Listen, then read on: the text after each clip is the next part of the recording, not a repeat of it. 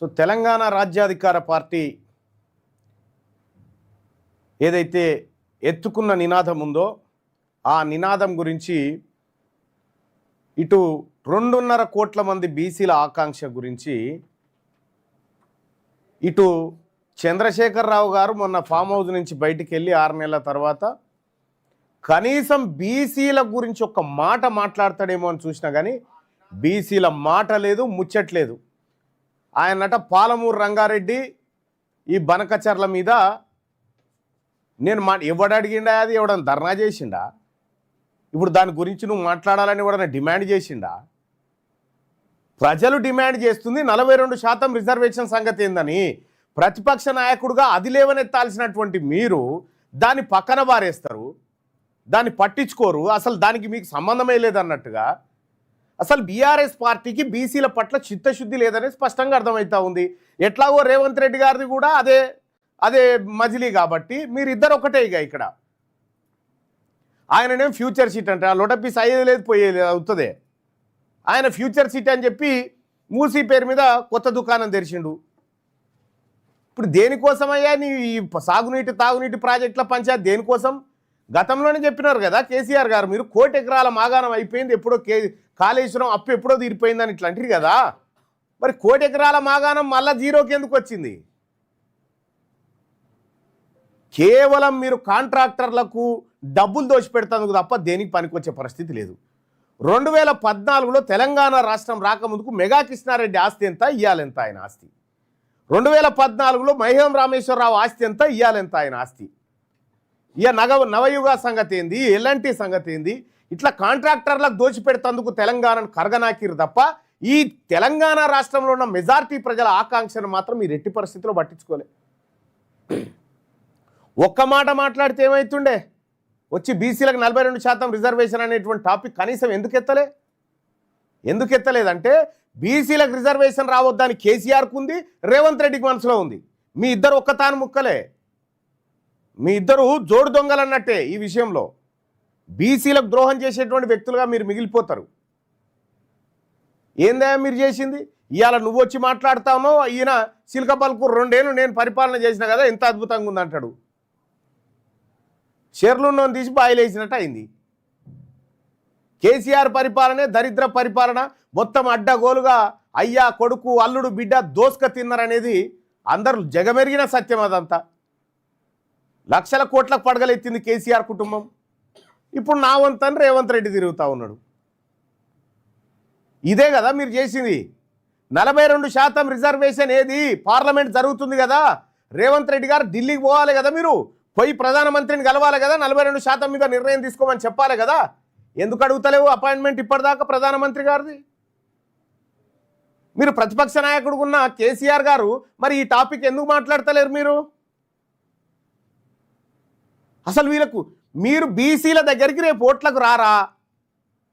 బీసీల ఓట్ల కోసం వస్తే మిమ్మల్ని ఏం చేయాలి? మిమ్మల్ని తరిమి కొట్టే రోజులు దగ్గరకు వచ్చినాయి. 42% రిజర్వేషన్ ఇస్తాను రేవంత్ రెడ్డి దుకాణం తెరిచి మోసం చేసి ఫ్యూచర్ సిటీ చూపిస్తుడు. ఎవరికి కావన్నా లోటపీస్ ఫ్యూచర్ సిటీ? మాకు ఎందుక దాంతో వచ్చేదేంది పోయేదేంది? నీ రియల్ ఎస్టేట్ దందాకు నీ భూముల విలువలు పెంచుకోవడానికి తప్ప అది ఆ ఫ్యూచర్ సిటీ లేదు, మన లేదు. అది బ్రోచర్ సిటీ, ఫ్యూచర్లో ఏం రాదు అది. ఇక ఇప్పుడు కేసీఆర్ గారు బయటికి వెళ్ళి నేనే స్వయంగా పాల్గొంటా, ఇప్పుడు నేనే వచ్చేసిన, ఏం రాడు. మళ్ళీ 6 నెలల దాకా మళ్ళాటే. ఇక మళ్ళీ 6 నెలల దాకా మళ్ళాటే. వస్తున్న పోతున్న ఓ రామశిల్క అనుకుంటా వీళ్ళు తిరిగి అసలు బీసీ ఉద్యమాన్ని పక్కదారి పట్టించాలని ఇలా డ్రామాలు వీళ్ళిద్దరి. ఎన్ని రోజులు సాగుతాయి ఇంకా మీ డ్రామాలు? నేను నిన్న మొన్న అందుబాటులో లేను. గల్ఫ్ కార్మికుల సమస్యల మీద, గల్ఫ్ కార్మికుల ఆవేదన మీద మేము పోవడం జరిగింది. వాళ్ళ గోసలో ఏమన్నా ఒక మార్పు వచ్చిందా? తెలంగాణ రాష్ట్రం వచ్చినప్పటి నుంచి, తెలంగాణ రాష్ట్రం వచ్చిన 2014 నుంచి ఇప్పుడు 2025 వరకు 20,000 మంది చచ్చిపోయారు గల్ఫ్ కార్మికులు. 20,000 మంది తెలంగాణ బిడ్డలే చచ్చిపోయారు. 20,000 మంది చచ్చిపోతే అసలు ఎందుకు చస్తున్నారు, ఏం కథ? ఆ ఎన్ఆర్ఐ పాలిసన్ దుకాణం తెరిచిండు, షట్టర్ వేసిండు, గంతే.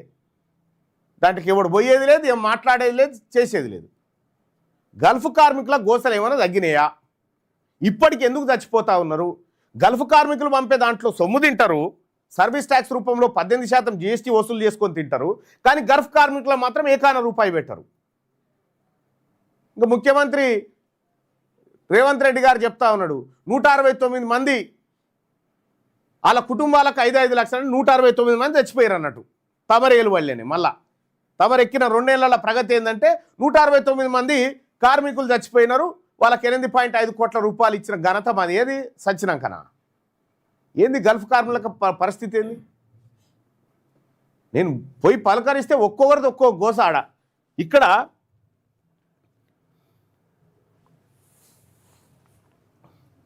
గల్ఫ్ కార్మికుడు చనిపోతే డెడ్ బాడీ ఇప్పటి 13 రోజుల నుంచి ఆనే ఉంది, 13-14 రోజుల నుంచి ఒక డెడ్ బాడీ ఆనే ఉంది. ఇంకా దాన్ని ఆల్లో ఇల్లో చందాలు వేసి తీసుకురావాలి. మళ్ళా గల్ఫ్ కార్మికుడు చనిపోతే ఆ డెడ్ బాడీ తెచ్చి వాళ్ళ వాళ్ళ వాళ్ళ వాళ్ళ కుటుంబానికి చూపించాడు.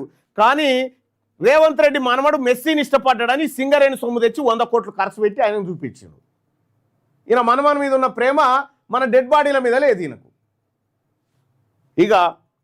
ఇగో చెప్తాడు చూడు, 1600 migrants had died in various Gulf cooperation council countries అని చెప్పి ఎప్పుడు ఇది 2014 నుంచి 22 మధ్య సుమారు 1600 మంది గల్ఫ్ కార్మికులు చనిపోయారు ప్రత్యేక రాష్ట్రం వచ్చిన పరాయి దేశంలో. 2014 నుంచి 22 మధ్య అంటా ఉన్నాం కదా. విషయం ఏంటంటే ఇది ఇంతకంటే రెట్టింపు.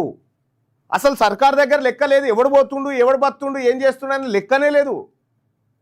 కేవలం ఓట్లు వచ్చినప్పుడు గల్ఫ్ కార్మికుల ఓట్ల గురించి మాట్లాడుతూ ఉంటారు. మళ్ళీ ఏమనంటే కేసీఆర్ డైలాగ్ దుబాయ్ బొంబాయి బొగ్గుబాయి ఈ మాటలు చెప్పిండు. అధికారం 10 ఏళ్ళు చేత పట్టిండు, అందిన కాడికి దోషిపెట్టిండు. నేను నిన్న పోతే చెప్తా ఉన్నారు, ఆ కల్వకుంట్ల కవిత ఏట ఆడ అడ్డగోలుగా ఆస్తులు ఉన్నాయి. ఒక్కని కాదు అందరి ఉన్నాయి ఆడ ఆస్తులు, విపరీతమైనటువంటి ఆస్తులు సంపాదించి పెట్టిరు. మళ్ళీ ఇడికొచ్చి ఎట్లా మన సోది చెప్తానమ్మ సోది అని తిరుగుతూ ఉంటారు సురాగో ఆ రూపంలో తిరిగి క్షమించండి దండం పెడతా. ఇది ఏం డైలాగులు ఇవి? దోపిడి దొంగల ముఠ 1000 రాబందులను 1000ని తిన్నటువంటి దయ్యమట నేను సాధు జంతువుని అయిపోయినా అని చెప్తా ఉన్నదట. ఇగో ఈ అగ్రకుల ప్రభుత్వాలు మనం చనిపోతే 5 లక్షలు ఇస్తారు, చచ్చిపోతే 5 లక్షల స్కీమ్ పెట్టిండి. నా ఎట్లా బతికియాలనేది లేదు కాడ, చచ్చిపోతే 5 లక్షల స్కీమ్ అని పెట్టిండాడ. ఇగో చూడు, ఏది 2024 నుంచి 2025 as many as 169 families of workers who died in Gulf countries have received 5 lakh each as ex gratia covering a total of 8.45 crores ఇచ్చినామని చెప్తా ఉన్నారు. 169 మంది చచ్చిపోయిరు, 8.45 కోట్లు వాళ్ళకి ఇచ్చినామని చెప్తా ఉన్నారు. సచ్చినాకనా ఈ గల్ఫ్ కార్మికులకు కేరళ తరహాలో పాలసీ తెస్తామన్న నాయకులు చావలేదే? ఈ గల్ఫ్ కార్మికులకు న్యాయం చేస్తామన్న నాయకుడు ఎవరు చావలే? గల్ఫ్ కార్మికులే చస్తా ఉన్నారు. మళ్ళా కేసీఆర్ తుంటెత్తేసి రేవంత్ రెడ్డి మొద్దెత్తుకున్నా కూడా జరిగిన పరిస్థితి ఇదే. ఇది 169 మందికి ఇచ్చినామని చెప్తా ఉన్నారు. ఇక ఈయనది ఇట్లుంటే నరేంద్ర మోడీ గారిది, వీళ్ళిద్దరు కలిసి గల్ఫ్ కార్మికులు భారతదేశానికి 2023-24లో పంపిన డబ్బు 1,80,000 కోట్లు పంపిరు ఇండియాకు. గల్ఫ్ కార్మికులను కాపాడేందుకు మోడీ గారు 2023లో చేసిన ఖర్చు ఎంత అంటే మొత్తం 25 కోట్లు చేస్తే లీగల్ ఖర్చులు గల్ఫ్ కార్మికులు కొన్ని లక్షలాది మంది ఉన్నారు, కొన్ని లక్షలాది మంది గల్ఫ్ కార్మికులు ఉంటే వాళ్ళకు లీగల్ ఖర్చుల కోసమని 3 లక్షలు ఖర్చు పెట్టిండే. ఇది వాళ్ళ చరిత్ర. 100 దీరములు గల్ఫ్ కార్మికులు ఇడికి పంపితే అలా 9 రూపాయలు రేవంత్ రెడ్డి సర్ఛార్జీ, 9 రూపాయలు మోడీ సర్ఛార్జీ వీళ్ళది. వీళ్ళు పంపే లెక్క, వాళ్ళు డబ్బు పంపితే మాత్రం కరెక్ట్గా నీకెంత నాకెంత అని పంచుకుంటారు. మరి ఎంతమంది పోయిర్రా అంటే లెక్కలేదు. 2023-24లో గల్ఫ్ నుండి తెలంగాణకు పంపిన డబ్బు 30,000 కోట్లు. 2014 నుండి 2025 వరకు గల్ఫ్ కార్మికులకు ప్రభుత్వం చేసిన ఖర్చు 100 కోట్లు కూడా లేదు. ఇక గల్ఫ్ కార్మికులకు తెలంగాణ రాజ్యాధికార పార్టీ డిమాండ్ చేస్తూ ఉంది. గల్ఫ్ కార్మికులకు ఇక్కడ పొట్టచేత పట్టుకొని ఇవాళ పాలమూరు వలస జిల్లా అనేది ఇవాళ కరీంనగరు, ఆదిలాబాదు, జగిత్యాల, కోరుట్ల నిజామాబాదు మొత్తం ఆనే ఉన్నది పబ్లిక్ అంతా, కార్మికులంతా. ఇక్కడ వాళ్ళ సొమ్ము తింటా ఉంది కదా ప్రభుత్వం. మరి ప్రవాసీ ఆరోగ్యశ్రీ పథకాన్ని అమలు చేయాలి. గల్ఫ్ కంట్రీల్లో ఉన్నటువంటి ప్రైవేట్ హాస్పిటల్స్తో తెలంగాణ ప్రభుత్వం ఒప్పందం చేసుకొని అక్కడ గల్ఫ్ కార్మికునికి ఏమైనా అనారోగ్యం వస్తే ఫ్రీగా ట్రీట్మెంట్ కార్పొరేట్ లెవెల్లో జరగాలి. ఆ ట్రీట్మెంట్ చేయాలని చెప్పి డిమాండ్ చేస్తూ ఉన్నాం. రాష్ట్ర బడ్జెట్లో గల్ఫ్ కార్మికుల సంక్షేమానికి 2,000 కోట్ల రూపాయలు ప్రతి ఏడాది పెట్టాలని తెలంగాణ రాజ్యాధికార పార్టీ డిమాండ్ చేస్తూ ఉంది. ఇక అలాగే చనిపోయాక కాదు, బ్రతకడానికి భరోసా ఇవ్వాల్సినటువంటి పథకాలు రూపొందించాలి. కనీసం 10 ఏళ్లు గల్ఫ్లో పనిచేసిన కార్మికులకు ప్రభుత్వం నెలకు 10,000 రూపాయల పెన్షన్ ఇవ్వాలని తెలంగాణ రాజ్యాధికార పార్టీ డిమాండ్ చేస్తుంది. మీరు చేయకపోతే రేపు మా బీసీ ప్రభుత్వం మొత్తం బీసీలే, బీసీ, ఎస్సీ, ఎస్టీ ప్రభుత్వ పథకాల్లో గల్ఫ్ కార్మికులకు ప్రత్యేక కోటా ఇవ్వాలని డిమాండ్ చేస్తా ఉన్నాం. అలా ఈడ బతుకుదేరు ఉంటే ఆడికి ఎందుకు పోతాం? వివిధ కేసుల్లో మీరు కూడా వలస జీవులే కదా. రేవంత్ రెడ్డి గారు నీ ఊరేడా? గీడ నాగర్, ఇదేంది అచ్చంపేట దగ్గర. నువ్వు పోయింది కొడంగల్ కాడికి. కేసీఆర్ గారు ఊరేడా? చింతమడక. వచ్చింది గజ్వేల్ కాడికి. హరీష్ రావు గారిది ఏడా ఊరు? ఇదేంది మానకొండూరు. వచ్చింది సిద్దిపేటకు. సిరిసిల్లలో ఈయనకు రామారావుకి ఏమైనా సంబంధం ఉందా? ఆయన. ఇట్లా మీరంతా వలస జీవులై ఈడీడ బతారు. వీళ్ళు మాత్రం దుబాయ్ పోయి బతకాలి, బొంబాయి పోయి బతకాలి. వివిధ కేసుల్లో చిక్కిన గల్ఫ్ కార్మికులకు ప్రభుత్వం పూర్తి ఖర్చులతో న్యాయం చేయాలని చెప్పి డిమాండ్ చేస్తూ ఉన్నాం. అలాగే గల్ఫ్ కార్మికుల పిల్లల చదువు కోసం ప్రత్యేక రెసిడెన్షియల్ స్కూళ్ళు పెట్టాలి. గల్ఫ్ కార్మికులు అక్కడికి పోయి సంపాదించి మళ్ళీ ఈ రెడ్డి గారి స్కూళ్ళల్లో, రావు గారి స్కూళ్ళల్లో పెట్టి చదివిపియాలి, వాళ్ళకు గడ్డకు పెట్టాలి. అందుకోసమే ప్రత్యేక రెసిడెన్షియల్ స్కూల్ గల్ఫ్ కార్మికుల కోసం పెట్టాలి. ఈ తెలంగాణ రాజ్యాధికార పార్టీ డిమాండ్ చేస్తూ ఉంది. తెలంగాణ రాజ్యాధికార పార్టీ మరో భరోసా కార్యక్రమాన్ని ఏం చెప్తా ఉంది? విదేశీ కార్మికుల కోసం ప్రత్యేక మంత్రిత్వ శాఖ ఉండాలి. తెలంగాణ రాష్ట్రంలో 2,000 గాడిదలు ఉన్నాయి. ఆ గాడిదల సంరక్షణ కోసం మంత్రి ఉన్నాడు, ఎనిమల్ హస్బెండరీ మంత్రి. కానీ గల్ఫ్ కార్మికులు కోట్ల మంది ప్రజలు ఇక్కడి నుంచి భారతదేశం నుంచి పోయి ఆడ పనిచేస్తూ ఉంటే, ఈ తెలంగాణ నుంచి దాదాపు 10-15 లక్షల మంది పోయి పనిచేస్తూ ఉంటే వాళ్ళకు మంత్రి లేడు, గింత్రి లేడు. 2,000 గాడిదలకు ఉన్నాడు ఈడ మంత్రి. ఇక విదేశంలో కార్మికుడికి ఆపద సమయంలో 24 గంటలు స్పందించే ప్రభుత్వ వ్యవస్థ ఒకటి ఉండాలని చెప్పి మేము డిమాండ్ చేస్తూ ఉన్నాం.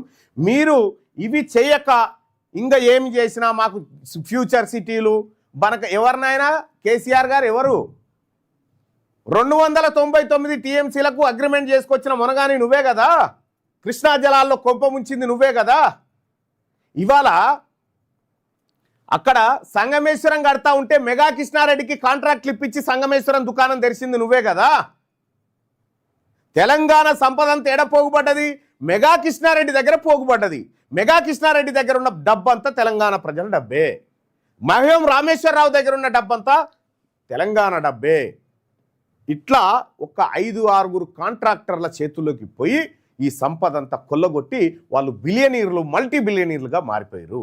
వాస్తవానికి తెలంగాణ ప్రజల సొమ్మది. వాళ్లకు దోచిపెట్టడానికి వీళ్ళు ముఖ్యమంత్రులు అవుతా ఉన్నారు తప్ప ఈ ప్రజల కష్టం చూడడానికి, వాళ్ళ కడుపును నింపడానికి ఏమాత్రం ఈ ప్రభుత్వాలు పనిచేయడం లేదు.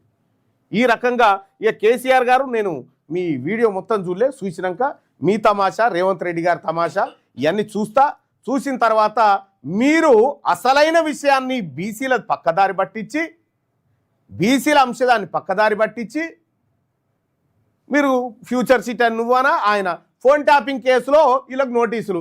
రేవంత్ రెడ్డి గారు నేను ఛాలెంజ్ చేస్తా ఉన్నా, రేవంత్ రెడ్డి గారు నేను ఛాలెంజ్ చేస్తా ఉన్నా, నీకు దమ్ముంటే కేసీఆర్ని అరెస్ట్ చేయి, నేను రాజకీయాల నుంచి తప్పుకుంటా. నీకు దమ్ముంటే, నువ్వు నిజంగా మొనగానివే సీఎం అయితే కేసీఆర్ను అరెస్ట్ చేసి జైల్లో పెట్టు, హరీష్ రావును అరెస్ట్ చేసి జైల్లో పెట్టు, నేను రాజకీయాల నుంచే తప్పుకుంటా పో.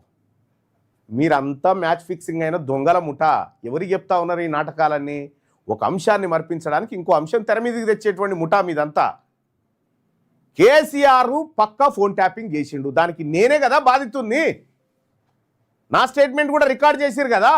దమ్ముంటే కేసీఆర్ను అరెస్ట్ చేసి జైల్లో పెట్టి రేవంత్ రెడ్డి, నువ్వు నిజంగా మనగాని చెప్పు. నువ్వు ఎప్పుడో కాంప్రమైజ్ అయిపోయినావు, అరెస్ట్ చేయకుండా తీసుకోవాల్సిన డబ్బంతా తీసుకున్నావు. అది నువ్వు చేసినటువంటి కార్యక్రమం. ఇక చూడురా, వెలుగు దినపత్రికలో ఏ దినపత్రిక చూసినా వీళ్ళ సొల్లే. ఈయన రెడ్డి గారిదే, ఇది రెడ్డి ప్రభుత్వాలదే, ఆయన కమ్మవారిదే, ఇగో ఇది బ్రాహ్మణ ఆయనదే, ఇగో ఇది వెలమైనదే, ఇది వెలమైనదే, ఇది వెలమైనదే. పేపర్లు కంప్లీట్గా, పేపర్లు, మీడియా ఛానళ్ళు కంప్లీట్గా ఈ కుటుంబాల చుట్టూ ఏం కట్టలు కట్టినాయనే తెలంగాణను సర్వనాశనం చేసిన దోపిడి ముఠాల వార్తలు వస్తే పేదోడి కడుపు ఆకలి మంటను కనీసం 42% రిజర్వేషన్ రాకపోవడానికి కారకులు దోషులు ఎవరో తేల్చాలి కదా ఈ మీడియా సంస్థలన్నీ. ఎందుకు తేల్చలేకపోతా ఉన్నాయి? ఎవరి వార్తలా ఇవన్నీ? ఇగో కనక మేడల, ఇగో ఎవరిదని ఉంటే ఇక మా వాళ్ళది ఏమైనా ఉంటే, మా ఎస్సీ ఎస్టీలది ఉంటే అక్రమాస్తుల వార్తలు. ఇగో ఫోన్ ట్యాపింగ్ కేసులో సిట్టు దూకుడు లేదు, రొటపీస్ లేదు, అంత ఆంధ్రజ్యోతి నమ్మేది, అదంత వస్తుంది. వ్యక్తిగత ఇష్టాలను సహించమని చెప్పి రేవంత్ రెడ్డి అంటుండు. అసలు ఎవరికి ఇష్టం ఉంది? నువ్వు ఉండే ఇష్టం లేదు ఎవరికి. ఇప్పుడు పత్రికలలో ఎక్కడ చూసినా ఇదే. ఇగో రేవంత్ రెడ్డి గారు దీనికి సమాధానం చెప్పాలా?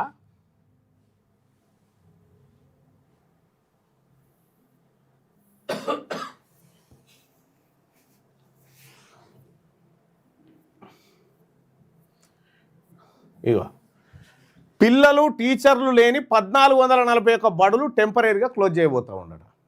ఈయన కథ చూడు ఎట్లా ఉందో. స్కూళ్ళు బంద్ చేస్తున్నట్ట. ఎందుకు? పిల్లలు టీచర్లు లేరన్నట. మీకు ఉప సర్పంచ్ని చేసుకునే కాడ మీ కోరం తక్కువ ఉంటేనేమో బీఆర్ఎస్కి వెళ్ళో ఇంకో దాంట్లోకైనా గుంజుకొచ్చి చేసుకున్నారు కదా. మరి ఇప్పుడు ప్రైవేట్ స్కూళ్ళకైనా పొరగాలను గుంజుకొచ్చి ఎందుకో నడపరు? ఈయన స్కూళ్ళు మూస్తా ఉన్నాడు, ఫ్యూచర్ సిటీ అంటున్నాడు. స్కూలే లేదు, నీ ఫ్యూచర్ సిటీ ఏమి ఏట్లే పెట్టుకొని ఏం పాడైంది ఆ ఫ్యూచర్ సిటీలా? ఏట్లేమో అన్ను ఇంత కొండారెడ్డిపల్లి కొనదాకా తీసుకుపోతావు ఫ్యూచర్ సిటీని. గంతే కదా నీ చేయాల్సింది. రోడ్లు ఒక్కటి పెద్దగా అయితే ఆడెవడు పెట్టేది లేదు, సచ్చేది లేదు. ఇక రెండవ విషయము, స్కూళ్ళ మూసివేతకు ముఖ్యమంత్రి మీరు బాధ్యత వహిస్తారా? ఊరికో స్కూల్ ఉండాలని చెప్పారు, కానీ ఆ స్కూల్లో టీచర్ ఉండాలని ఎందుకు చూడలేదు మీరు? ఆ స్కూల్లో ఉన్నటువంటి విద్యార్థులు ఎందుకు ప్రైవేట్ స్కూల్కి పోతా ఉన్నారు? ఏం చెప్తాను, దానికి కారణం ఏం చెప్తున్నాడు చూసినావా దర్శన్? 614 మండలాలు ఉంటే 600 మండలాలలో ఎంఈఓ లేరు. సిగ్గుచేటు.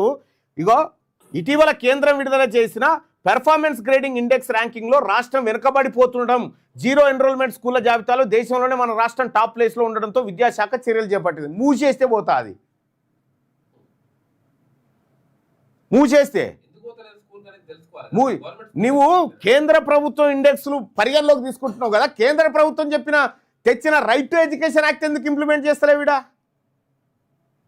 అంటే ఈ శ్రీ చైతన్యాలకు, నారాయణలకు దోషిపెట్టాలి, అటు మెగా కృష్ణారెడ్డికి, మైహోం రామేశ్వరరావుకు దోషిపెట్టాలి, ఇవన్నీ చేయాలి కదా. ఇప్పుడు రేవంత్ రెడ్డి చేస్తుంది ఒక్కటే, అబ్బా కేసీఆర్ చేసిన తప్పులున్నాయి కదా, దానికి ఇంత ఇస్తే నేనేం ముట్టుకోను. ఫోన్ ట్యాపింగ్ కేసులో రేవంత్ రెడ్డి గారు 100% 1000 కోట్ల రూపాయలు ముట్ట చెప్పుకున్నాడు. తీసుకున్నవా లేదా చెప్పు.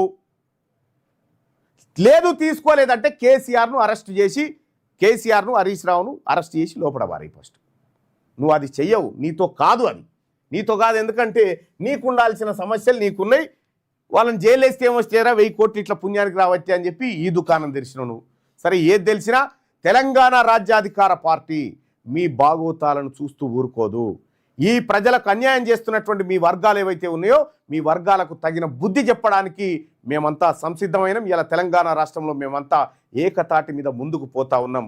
బీసీ ప్రజల ఆత్మగౌరవం నినాదం, అది మా అధికారం. దిశగా ముందుకు పోతాం. మీ ఆగడాలు మహా అంటే 1-2 ఏడాదులు నడుస్తాయి. 2028లో ఈ తెలంగాణ రాష్ట్రంలో ఏర్పడేది బీసీ ప్రభుత్వమే. బీసీ ప్రభుత్వం తప్పకుండా మీరు చేసిన అరాచకాలని, మీరు దోచిపెట్టిన దొంగల ముఠా ఏవైతే కాంట్రాక్టర్ల ముఠా ఉందో వాళ్ళందరి సంగతి తేలుస్తుంది. ఖచ్చితంగా ప్రజలపైన పడ్డ భారాన్నంతా కక్కిచ్చి వాళ్ళతో కట్టిస్తుంది. తెలంగాణ రాజ్యాధికార పార్టీలో చేరాల్సినటువంటి మిత్రులారా ఆన్లైన్లో చేరండి. ఈ తెలంగాణ రాజ్యాధికార పార్టీ ఇది ఫక్తు బీసీల ఆకాంక్షలు నెరవేర్చే పార్టీ. ఇది అన్యాయం జరిగిన వర్గాలకు అండగా నిలబడేటువంటి పార్టీ.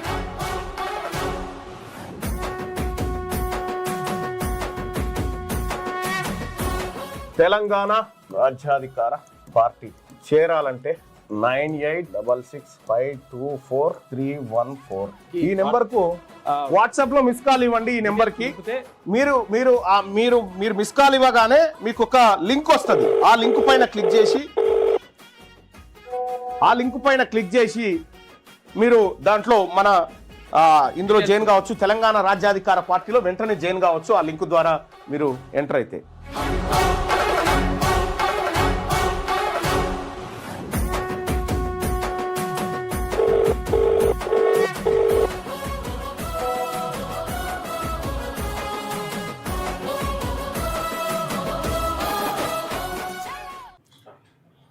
చూసారు కదా, అట్లుందన్నమాట కథ. కాబట్టి మనం ఇక వార్తలలోకి వెళ్దాం. ఎందుకంటే నిజంగా కూడా ఏది కృష్ణా గోదావరి నీళ్ళల్లో జరిగేటువంటి అన్యాయం పైన మాట్లాడుతున్నా, తర్వాత నేను కొట్లాడతా, తర్వాత ఇట్లా అని చెప్పినటువంటి మాజీ ముఖ్యమంత్రి బీఆర్ఎస్ అధినేత కేసీఆర్ చూసారు కదా 42% రిజర్వేషన్ గురించి మాత్రం. అంటే కాంగ్రెస్ పార్టీ మరి హామీ ఇచ్చింది, ఆ హామీ ఏమైందని చెప్పేసి ఒక్క మాట కూడా అడుగుతలేడు. కారణం ఏంటంటే వీళ్ళకి ఇష్టం లేదు వాస్తవం, అది తెలుసుకోవాల్సిన అవసరం ఉంది. ఇక ముందుగా ఈనాడు దినపత్రికను చూద్దాం. మేడారం మెరిసేలా, జాతర మురిసేలా, రాతి కట్టడాలుగా మన వనదేవతల గద్దెలు, ఆదివాసీ చరిత్రను తెలిపే వేల చిహ్నాలు, 251 కోట్ల రూపాయలతో శాశ్వత అభివృద్ధి పనులు. ఇది మేడారం జాతరకు సంబంధించి. మేడారం జాతర జనవరి 29 తారీఖు నుంచి 31 దాకా నడుస్తుంది. దానికి సంబంధించి మొత్తం ఏర్పాట్లన్నీ కూడా జరుగుతూ ఉన్నాయి. దాంతోపాటు ఇంకొకటి ఏంటంటే 250 కోట్ల రూపాయలు ఖర్చు పెట్టి, 51 కోట్ల రూపాయలు ఖర్చు పెట్టి మొత్తం కూడా, అంటే అసలు యాక్చువల్గా ఎప్పటికప్పుడు తాత్కాలికంగా ఇట్లా డేరాలు వేసి తర్వాత ఇట్లా వేస్తుండే, అట్లా కాకుండా శాశ్వతంగా ఎప్పుడు నిలిచిపోయే విధంగా. తర్వాత వనదేవతలకు సంబంధించి ఈ సమ్మక్క సారలమ్మ వాళ్ళకి సంబంధించి పగిడిద్దరాజు, తర్వాత వీళ్ళందరూ ఉండరు కదా, వాళ్ళందరికీ సంబంధించినటువంటి చరిత్రను, తర్వాత వాళ్ళు వాడినటువంటి ఆయుధాలని, వాళ్ళు చేసినటువంటి ఆచార సాంప్రదాయాలని, ఇవన్నిటిని కూడా ఒక తర్వాత తరానికి అందించాలనే ఉద్దేశంతో రాష్ట్ర ప్రభుత్వం ఒక నిర్ణయం తీసుకున్నది. మేడారం జాతరల్లో అంటే ఆలయం అంటే ఆడ గుడి ఉండదు, యాక్చువల్గా ఎక్కడైనా గుడి ఉంటుంది కానీ అక్కడ గుడి ఏం కనిపించదు పెద్దగా. కాకపోతే ఏంటంటే ఒక ప్రత్యేకమైనటువంటి కట్టడాలు, స్తంభాలు అవన్నీ కూడా ఏర్పాటు చేసిండ్రు. దాంతో ఒక ప్రత్యేకంగా దీన్ని అంటే తీర్చిదిద్దుతాం, తర్వాత తరాలకు ఈ చరిత్రను అందిస్తామని చెప్పేసి ప్రభుత్వం చెప్తా ఉంది. అందులో భాగంగా అభివృద్ధి కార్యక్రమాలు జరుగుతూ ఉన్నాయి. ఆడ మేడారం సమ్మక్క సారక్క మహాజాతరను ఈసారి కొత్త రూపుతో వైభవంగా నిర్వహించేందుకు రాష్ట్ర ప్రభుత్వం ఉపక్రమించింది. వచ్చే ఏడాది జనవరి 28 నుంచి 31 వరకు జరిగే జాతరకు తెలంగాణతో పాటు పొరుగు రాష్ట్రాల నుంచి 1 కోటి మందికి పైగా భక్తులు తరలివస్తారని అంచనా వేస్తున్నారు. అయితే ఈసారి ఎప్పుడూ కల్పించే తాత్కాలిక సౌకర్యాలతో పాటు శాశ్వత నిర్మాణాలపై సర్కారు దృష్టి సారించింది. ఎన్నడూ లేని విధంగా 251 కోట్ల రూపాయలతో మేడారం అభివృద్ధికి శ్రీకారం చుట్టింది. వనదేవతల గద్దెల విస్తరణ ప్రత్యేక ఆకర్షణగా నిలవనుంది. గద్దెలు చిన్న దగ్గరలో ఉండే, ఇప్పుడు చాలా పెద్ద కొంచెం వెడల్పి చేసిండ్రు. ఈ పనులకే 101 కోట్ల రూపాయలు ఖర్చు చేస్తోంది. పునర్నిర్మాణంలో ప్రత్యేకతలు ఎన్నో. గద్దెల ప్రాంగణాన్ని చారిత్రక కట్టడాల మాదిరిగా పటిష్టంగా ఉండేలా రాతితో పునర్నిర్మిస్తున్నారు. అయితే 46 పిల్లర్లతో 271 చదరపు మీటర్ల విస్తీర్ణంలో ఈ ప్రాంగణం ఉండనుంది. అంటే అప్పుడు కొంచెం చిన్నగా ఉండే, ఇప్పుడు జర పెద్ద చేస్తున్నారు దాన్ని. వీటి మధ్య 40 అడుగుల వెడల్పుతో 30 అడుగుల వెడల్పుతో 5 స్వాగత తోరణాలు ఉంటాయి. అయితే గద్దెల ప్రాంగణానికి ఎదుట 50 అడుగుల వెడల్పున ప్రధాన స్వాగత తోరణం ఉంటుంది. పగిడిద్దరాజు, ఇటు గోవిందరాజు గద్దెలను సమ్మక్క సారలమ్మ గద్దెలు ఉండే వరుసలోకి మారుస్తున్నారు. అయితే భక్తులంతా ఒక వరుసలో దర్శనానికి వెళ్ళేలా, ఒకే వరుసలో, అంటే లేకపోతే ఏంటంటే తొక్కిసరాటం అనేవి కూడా జరుగుతాయి కదా, ఒక వరుసలో దర్శనానికి వెళ్ళేలా ఏర్పాట్లు చేస్తున్నారు. వృత్తాకారంలో అంటే గుండ్రగా ఉంటుంది, ఇట్లా రౌండ్ ఉండే గద్దెల చుట్టూ 8 స్తంభాలు, మధ్యలో వెదురు బొంగులతో తీర్చిదిద్దుతున్నారు. శిలలపై ఆదివాసీల సంస్కృతి, తాళపత్రాల్లోని కోయ వంశీయుల చరిత్రను ప్రాంగణం గోడలపై చిహ్నాలుగా బొమ్మలు ఎక్కిస్తున్నట. ఇగో ఇట్లా నడుస్తుంది డ్రోన్ చిత్రం ఇది. అంటే ఇట్లా గుండ్రగా ఉంటుంది, అంటే అసలు యాక్చువల్గా ఇక్కడనే ఉండేది, చిన్నగా ఉండే. ఆ చిన్నగా ఉన్న దాన్ని ఉంటే మొత్తం కోట్లాది మంది భక్తులు వస్తున్నారు కాబట్టి, 1 కోటి మందికి పైగా భక్తులు వస్తారు కాబట్టి దీనికి సంబంధించి మొత్తం కూడా ఏర్పాట్లన్నీ చేయాలి. తర్వాత పెద్దగా ఉంటే కొంతవరకు ఎక్కువ మంది భక్తులు వచ్చి దర్శించుకోవడానికి అవకాశం ఉంటుందనే ఉద్దేశంతో ఇదంతా ఏర్పాట్లు చేస్తున్నట. మేడారం గద్దెల ప్రాంగణం డ్రోన్ చిత్రం ఇట్లుంది. మంత్రుల నిరంతర పర్యవేక్షణ. సీఎం రేవంత్ రెడ్డి అప్పగించిన బాధ్యతల మేరకు వరంగల్ జిల్లా ఇన్ఛార్జ్ మంత్రి పొంగులేటి శ్రీనివాసరెడ్డి తరచూ పనులను పరిశీలిస్తున్నట. ఇక అధికారులతో సమీక్షలు నిర్వహిస్తున్నారు. పనులు వేగంగా పూర్తి చేసేలా ఆదేశాలు ఇస్తున్నారు. మంత్రులు సీతక్క, సురేఖ సైతం ఎప్పటికప్పుడు పనులు పరిశీలిస్తున్నారట. మొత్తం మీద ఇక్కడ ఏది ఇప్పుడు ఇవ్వాలి ఎంత ఎన్ని తారీఖు ఇవ్వాలా 24 అంటే వచ్చే నెల అంటే ఇంకో నెల రోజులు అనమాట. వచ్చే నెల 28వ తారీఖు నుంచి 31వ తారీఖు దాకా అంటే 3 రోజుల పాటు ఈ సమ్మక్క సారక్క జాతర జరుగుతుంది. దానికి సంబంధించినటువంటి ఏర్పాట్లన్నీ కూడా పూర్తవుతున్నాయి. అధికారుల పనితీరు మరింత మెరుగుపడాల్సిందే, నిర్లక్ష్యంగా వ్యవహరిస్తే కఠిన చర్యలు తప్పవు అని చెప్పేసి ముఖ్యమంత్రి రేవంత్ రెడ్డి అంటుండు. సమన్వయం సమర్థతతో తెలంగాణ రైజింగ్ విజన్ 2047 సాధ్యమే. ప్రభుత్వ కార్యాలయాలు ఇకపై అద్దె భవనాల్లో ఉండకూడదు. కేంద్ర ప్రాయోజిత పథకాల నిర్వహణను సద్వినియోగం చేసుకోవాలి. అన్ని శాఖల కార్యదర్శులతో సమీక్షలో సీఎం రేవంత్ రెడ్డి నిన్న మాట్లాడాడు. మొత్తం మీద అధికారుల పనితీరు మంచిగా ఉండాలి, తర్వాత ఇంకెట్లుండాలని చెప్పిండట. దాని మొత్తం మీద అంటే ఇక్కడ విజన్ 2047 అంటున్నారు కానీ మరి దాంతోపాటు బీసీల అంశం కూడా చర్చకు వస్తే మరి మంచిగా ఉంటుండే. ఇప్పుడు ఎంపీటీసీ జెడ్పీటీసీ ఎన్నికలు అయితే ఇప్పుడైతే జరిగేటట్లేవని చెప్పేసి ఆయన్నే అన్నట్టుగా తెలిసింది. ఎందుకంటే కొంచెం టైం తీసుకుంటారంట. ఎందుకంటే ఒకవేళ ఇప్పుడే పెట్టిరనుకో అంటే కొంతమంది అనుకుంటుండొచ్చు ఏది సర్పంచ్ ఎన్నికలు ఉన్నాయి కదా, సర్పంచ్ ఎన్నికలలో బాగానే కాంగ్రెస్ పార్టీకి వచ్చినాయి కదా అని చెప్పేసి అనుకుంటుండొచ్చు. కాకపోతే ఏంటంటే అనుకున్న స్థాయిలో రాలేవు అవి. విషయం ఏంటంటే సర్పంచ్ ఎన్నికలలో ఎట్లుంటుందంటే పార్టీ బీట్ ఏముండదు కాబట్టి ఎవరైనా జంప్ కావచ్చు, ఇలా వచ్చేసి ఇట్లా ఉంటుంది, అవకాశం ఉంటుంది కాబట్టి దాని ద్వారా ఇండిపెండెంట్లు అందరూ కూడా మళ్ళీ అధికార పార్టీలోకి వచ్చేటువంటి అవకాశం ఉంటుంది కాబట్టి కొంతవరకు పెరిగినాయి. తర్వాత బీసీలకు సంబంధించి క్లియర్ కట్గా వచ్చేసింది. అయితే అవును కానీ ఇప్పుడు యాక్చువల్ విషయం ఏంటంటే రాష్ట్రంలో చాలా చోట్ల విచిత్రాలు జరిగినాయి. సర్పంచ్ ఎన్నికలలో గెలిచిన వాళ్ళు ఓడిపోయిన వాళ్ళు గెలిచినట్టుగా, తర్వాత తక్కువ ఓట్లు వచ్చిన వాళ్ళు ఎక్కువ ఓట్లు వచ్చినట్టుగా, ఎక్కువ ఓట్లు వచ్చిన వాళ్ళు తక్కువ వచ్చినట్లుగా, తర్వాత మా వార్డు మెంబర్ ఎత్తుకుపోయాడని ఒకరు, మా ఉప సర్పంచ్ ఎత్తుకుపోయాడని ఒకరు, ఇట్లా రకరకాలుగా ఇవన్నీ కూడా చర్చ జరుగుతూ ఉంది. ఈ ఒక ఊర్లో మహబూబాబాద్ జిల్లాలో ఒక ఊర్లో 3 ఓట్ల తేడాతోటి ఆల్రెడీ విజయం గెలిచిండట క్యాండిడేట్. గెలిచిన తర్వాత మీరు ఓడిపోయినరు అని చెప్పి గెలిచిన తర్వాత వీళ్ళకు ఏది నియామక పత్రం కూడా ఇచ్చిండ్రు. ఆర్ఓ నియామక పత్రం కూడా ఇచ్చిన తర్వాత మళ్ళా వీళ్ళు బయటకు ఎలగొట్టి పోయిన తర్వాత మళ్ళా కౌంట్ చేస్తే ఇంకొకరు గెలిచారని చెప్పేసి వాళ్ళకు కూడా నియామక పత్రం ఒక్కొక్కరితో గెలిచిరని వాళ్ళకి ఇచ్చినట. ఏ ఊరు ఏం కథ చెప్పండి. కొంచెం దగ్గర పెట్టుకోవాలి. మహబూబాద్ జిల్లా గూడూరు మండలం దామరవంచ విలేజ్. ఏమైంది అసలు? మేము ఆల్రెడీ 3 ఓట్లతో గెలిచినామని మాకు ఆల్రెడీ ఆర్ఓ మేడం పత్రం ఇచ్చింది, అయిపోయినాక మమ్మల్ని ఆల్రెడీ సైన్ తీసుకున్నారు గెలిచినట్టుగా మాతోటి. ఓకే, మమ్మల్ని అందరినీ పక్కకు తీసుకువెళ్ళినాక మమ్మల్ని అందరిని ఒక రూమ్ నుంచి రూమ్ నుంచి ఎట్లా గెలిచినాం కదా మాకు ఇంకెందుకు భయం అన్నట్టుగా మేము ఆల్రెడీ ఆ బ్యాలెట్లన్నీ వెళ్ళిపోయినాక మా ఏజెంట్ కూడా అక్కడ లేడు.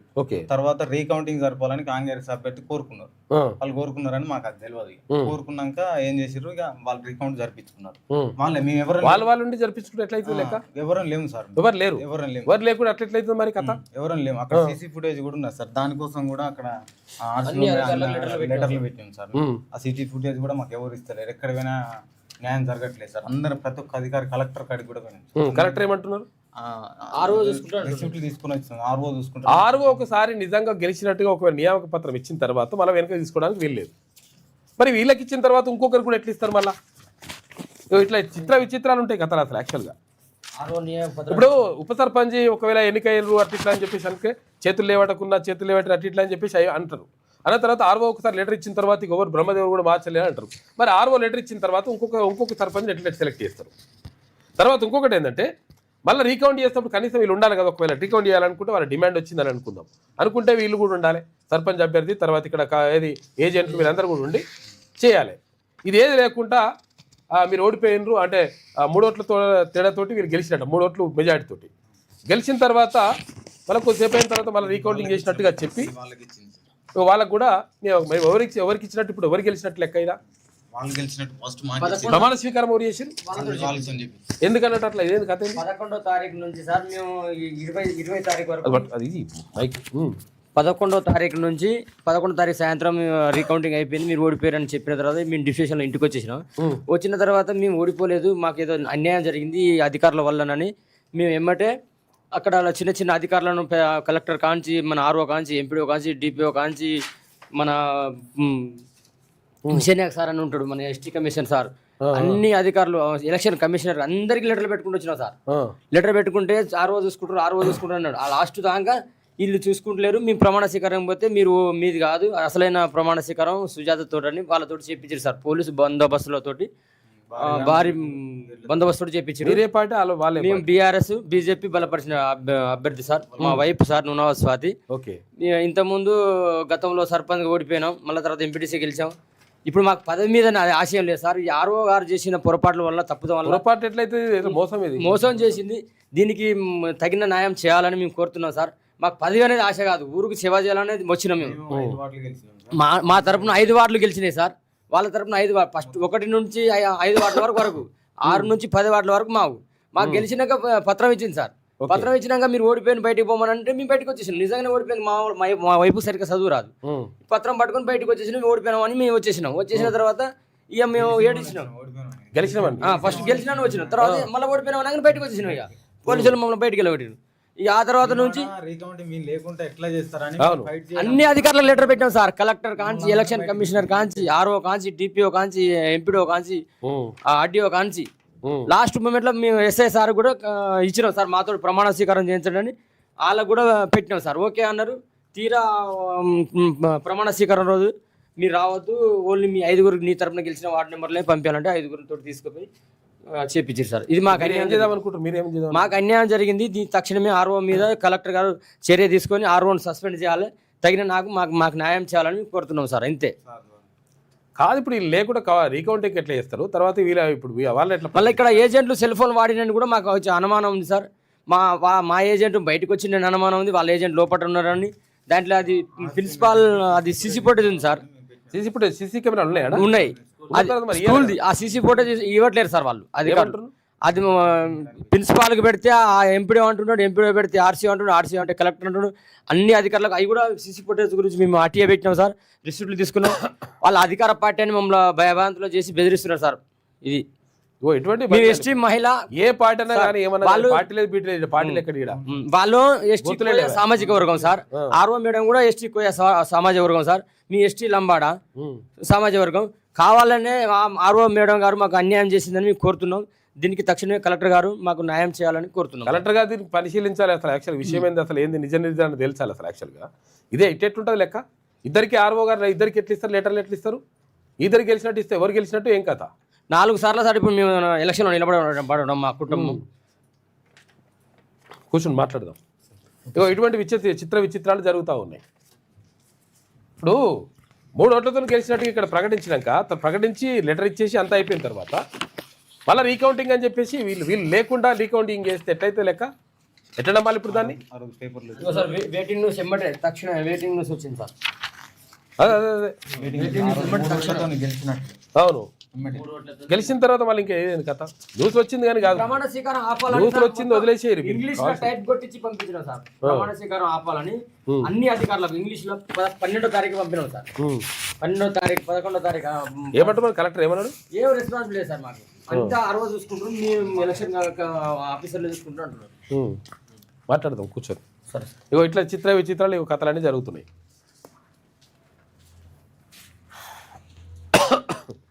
ఇక వర్సిటీలకు త్వరలో పాలక మండళ్ళు దాదాపు 2 ఏళ్ల తర్వాత పూర్తిస్థాయి ఈసీలు ఏర్పాటు చేస్తారట. సహాయక ఆచార్యుల నోటిఫికేషన్ విడుదల కోసమే సీఎం రేవంత్ పరిశీలనకు దస్త్రం వచ్చింది అని చెప్పేసి ఒక వార్త కనిపిస్తూ ఉంది.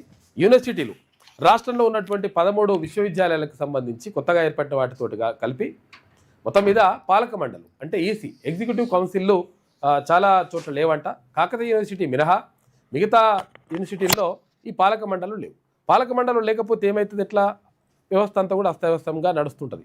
కాబట్టి దీనికి నియమించాలని చెప్పేసి అనుకుంటున్నారట. దాంతోపాటు అసిస్టెంట్ ప్రొఫెసర్ల నియామకం కూడా చేపట్టాలని చెప్పేసి భావిస్తుందంట రాష్ట్ర ప్రభుత్వం. అందులో భాగంగా నడుస్తూ ఉంది కథ. రాష్ట్రంలోని ప్రభుత్వ విశ్వవిద్యాలయాలకు త్వరలో పూర్తిస్థాయి పాలక మండళ్ళు ఎగ్జిక్యూటివ్ కౌన్సిల్ రానున్నాయి. రాష్ట్ర విద్యాశాఖ పరిధిలో కొత్తగా ఏర్పాటైన కొత్తగూడెం ఎర్త్ సైన్సెస్ వర్సిటీతో కలిపి 13 విశ్వవిద్యాలయాలు ఉండగా ఒక కాకతీయ వర్సిటీకి మాత్రమే పూర్తిస్థాయి పాలక మండలి ఉంది. మిగిలిన 12 వర్సిటీల్లో 10ంటికి ఈసీల నియామకంపై రాష్ట్ర ప్రభుత్వం కసరత్తు చేస్తూ ఉందంట. మరి ఎంతవరకు వస్తుందో చూడాలి. అది 100% చేయాల్సింది. ఎందుకంటే అసలు యాక్చువల్గా ఎగ్జిక్యూటివ్ కౌన్సిల్ ఈసీ లేకుండా ఈసీ మీద నిర్ణయం తీసుకోవాలనుకుంటే ఈసీ మీటింగ్ పెడతారు. పెట్టిన తర్వాత నిర్ణయం తీసుకుంటారు ఆ విశ్వవిద్యాలయాల్లో ఏం జరగాలన్న. అవే లేకపోతే ఎట్లయితే లెక్క. ఇక ఫోన్ ట్యాపింగ్ కేసులో కేసీఆర్కు నోటీస్ ఇచ్చినట క్వశ్చన్ మార్క్ తోటి పెట్టిరు. మాజీ మంత్రి హరీష్ రావును విచారించే యోచనలో సిట్. అంతిమ లబ్ధిదారులను గుర్తించే పనిలో దర్యాప్తు బృందం. ప్రభాకర్ రావు పునర్నియామక ప్రక్రియ పైన ఎందుకు మనోడిని ముసలోడ్ అయిన తర్వాత రిటైర్ అయిన తర్వాత తీసుకొచ్చి మళ్ళీ ఎందుకు పెట్టిరు, ఈ లగాకతలైందని లోతుగా ఆరాధిస్తున్నట. మరి ఈ ఆరాధిస్తున్న కానీ మరి ఎంతవరకు వస్తుందంటే గ్యారంటీ లేదు, నమ్మకం లేదు, దొర అన్నట్టే ఉంటుంది లెక్క. అక్రమ ట్యాపింగ్ కేసులో మాజీ సీఎం కేసీఆర్కు నోటీసు జారీ చేయాలని ప్రత్యేక దర్యాప్తు బృందం నిర్ణయించింది. అయితే అలాగే మాజీ మంత్రి హరీష్ రావును విచారించే యోచనలో ఉన్నట్టుగా తెలుస్తోంది. కేసు దర్యాప్తునకు లాజికల్ కంక్లూజన్ అంటే తార్కిక ముగింపు ఇవ్వాలనే వీరిద్దరిని విచారించాల్సిన అవసరం ఉందని భావిస్తున్నట్లు సమాచారమట. ఈ క్రమంలోనే త్వరలో వీరిద్దరికి సమన్లు జారీ చేసి విచారించాలని నిర్ణయించినట. శాసనసభ సమావేశాల అనంతరం సమన్లు జారీ చేసే అవకాశాలు ఉన్నట్టుగా తెలుస్తోంది. విశ్వసనీయ సమాచారం మేరకు ఈ కేసులో ప్రధాన నిందితుడు ప్రభాకర్ రావును ఎంత విచారించినా ఫోన్ అక్రమ ట్యాపింగ్ ఎందుకు చేయాల్సి వచ్చిందనే ప్రశ్నకు సరైన సమాధానం ఇవ్వకుండా దాటేస్తున్నట. మంచిగా పెట్టురి, కట్టెలు పెట్టి కొట్టురి, కరెంట్ షాక్ పెడతారుగా, థర్డ్ డిగ్రీ చేస్తారు కదా చిన్న చిన్న దొంగతనాలు చేసిన వాళ్ళకు. ఈ పెద్ద దొంగ నరరూప రాక్షసుడు అని చెప్తాడు అవన్నీ పెడితే. ఉన్నతాధికారులు మాత్రం తాము అలాంటి ఆదేశాలు ఇవ్వలేమని ఇప్పటికే సిట్కు వాంగ్మూలం ఇచ్చారు. ఇవ్వకపోతే ఎడ చెప్తాడు ఇక మరి.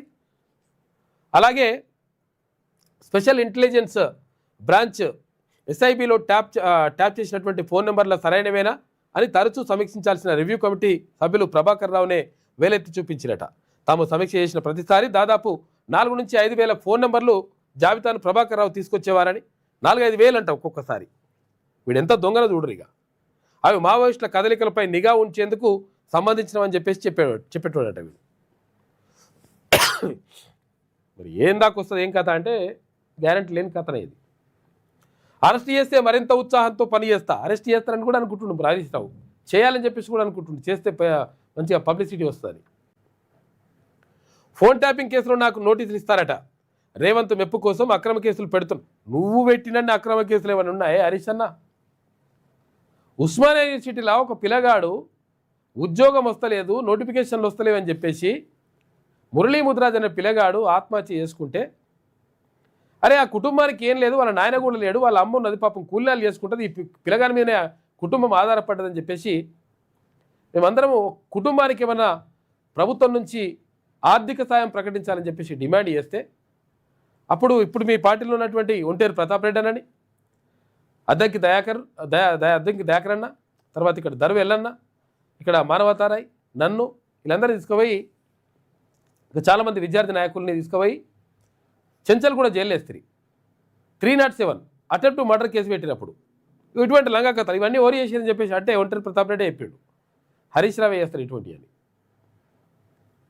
అంటే ఇవి ఇంకా ఈయన అక్రమ కేసుల గురించి మాట్లాడుతారు. అక్రమ కేసులు ఇది లంగా కథలు వాడవచ్చు కానీ అక్రమ కేసులు అయినాయి అంటే ఇప్పుడు ఈయనకు. పిల్లగానికి వాళ్ళ కుటుంబానికి పరిహారం ఇవ్వమని చెప్తే అక్రమ కేసు పెట్టేసి అటెంప్ట్ టు మర్డర్ కేసు పెట్టిరు. అటెంప్ట్ టు మర్డర్ కేసు పెట్టేసి మమ్మల్ని చెంచల్ కూడా జైల్లో వేసిండ్రు 2017 డిసెంబర్ 3 తారీఖు నాడు. ఇటువంటి కథలు మీరు చేసిండ్రు. ఉస్మానియా యూనివర్సిటీలో పిల్లగాడు చచ్చిపోతే ఇంకా ఈయన మాట్లాడుతున్నాడు. ఇప్పుడు రేవంత్ మెప్పు కోసం అక్రమ కేసులు పెడుతున్న పోలీసు అధికారుల పేర్లు రాసుకుంటున్నాం. నీ సంగతి ఏం రాసుకోవాలి? ఇప్పుడు మాది కూడా రాసుకుంటున్నాం కదా, 100% ఉంటాయి కదా లెక్క. ఎవరైతే అక్రమంగా ఎవరైతే నిజంగా అట్లా చేస్తున్నారో మీడియాతో ఇష్టాగోష్ఠి అంటే బెదిరింపు అన్నమాట. ఇష్టాగోష్ఠిలో మాజీ మంత్రి హరీష్ రావు మాట్లాడాడు. రాష్ట్రం తెచ్చిన వాళ్ళం త్యాగాల చరిత్ర మాది, త్యాగం సలా కూడా మొత్తం ఎప్పుడు ఎన్ని ఆస్తులుండే, ఇప్పుడు ఎన్ని ఆస్తులుండే నీకు? వేలు లక్షల కోట్లు సంపాదించుకొని మళ్ళీ ఇంకా త్యాగాలట. ఇలా సర్పంచుల్లో 86.4% ఎస్సీ ఎస్టీ బీసీలే. జనరల్ అభ్యర్థులు 13.6% మంది. పాలకుల్లో యువతే అత్యధికం. రిజర్వ్డ్ స్థానాల కంటే అధికంగా 166 చోట్ల మహిళలు విజయం సాధించారని చెప్పేసి ఒక వార్త కనిపిస్తూ ఉంది. ఇంట్లో కూడా తక్కువ లెక్కలే రాసుకొచ్చిండ్రు. బీసీలను తక్కువ చేసి చూపించేటువంటి కుట్ర అనమాట. అయినా కానీ బరాబర్ 86% ఉన్నారు కదా, 86%, 86.4% ఉన్నారు కదా. దీంట్లో మొత్తం మీద బీసీలే ఉన్నారు, బీసీ ఎస్సీ ఎస్టీ మైనార్టీలే ఉన్నారు. చూసారు కదా కథ. బీసీ ఎస్సీ ఎస్టీలు మైనార్టీలు తలుసుకుంటే ఎట్లుంటుంది అంటే ఇట్లుంటుంది లెక్క ఇట్లుంటుంది. కాబట్టి దీన్ని అర్థం చేసుకోవాలి. కలిసి ఉంటే కలిసి సుఖమంటారు కదా. బంగ్లాదేశ్పై భారత్లో ఆగ్రహం. ఇక ఢిల్లీలోని హై కమిషనర్ ఎదుట విహెచ్పి విశ్వ హిందూ పరిషత్ ధర్నా చేసింది. బారికేడ్లో ధ్వంసం చేసిన బజరంగ్ దళ్. కోల్కతాలో కూడా నిరసనలు కొనసాగుతూ ఉన్నాయి. మొత్తం కూడా బంగ్లాదేశ్లో కొడుకులు నిజంగా అసలు కనీసం మినిమం అది లేదు, వాళ్ళకు సాయం చేసినటువంటి ఒక గురతం లేదు. ఏసీబీ వలలో భారీ తిమింగలం అని చెప్పేసి ఇట్లా ఎస్సీ ఎస్టీ బీసీలు ఉంటున్నమాట. ఇలా ఏసీబీ వలలో చిక్కినవారంటే నాయకు. అధికారులకు చిక్కిన రవాణా శాఖ డిప్యూటీ కమిషనర్ కిషన్ నాయక్. ఇక రిజిస్ట్రేషన్ విలువ ప్రకారమే 12.72 కోట్ల రూపాయల ఆస్తులు ఉన్నాయట. బహిరంగ మార్కెట్లో 100 కోట్ల రూపాయలు ఉంటాయని చెప్పేసి ఇట్లా పెద్ద తిమింగలం పెట్టినమంటారు. మరి 1000 కోట్ల రూపాయలు అసలు యాక్చువల్గా సమర్థించడం కాదు, ఎవరు చేసినా అవినీతే కానీ 1000 లక్షల కోట్ల రూపాయలు మీరు చేసిన దాన్ని ఏమో ప్రశ్నించొద్దు, అడగొద్దు. బ్రేకులు లేని అవినీతి రవాణా చూసుకో. అవి రవాణా శాఖలో వస్తుంటుంది లెక్క. ప్రతి ఫైల్కి ప్రత్యేక రేటు. దరఖాస్తు కౌంటర్ నుంచే వసూళ్లు మొదలవుతాయి. లంచం కోడ్ ఉంటే ఓకే. ఏంది లంచం కోడ్ ఉంటే ఏంటంటే ఫైళ్ళు ఇప్పుడు ఏజెంట్ తీసుకొచ్చిండా లేకపోతే డైరెక్ట్ వచ్చిందా అని చూస్తారన్నట్టు. ఏజెంట్ తీసుకొచ్చిందానికి ఒక కోడ్ వేస్తారు. ఆ కోడ్ వేస్తే ఓకే సంతకం పెట్టేస్తారు ఆఫీసర్లు, లేకపోతే పెట్టరు.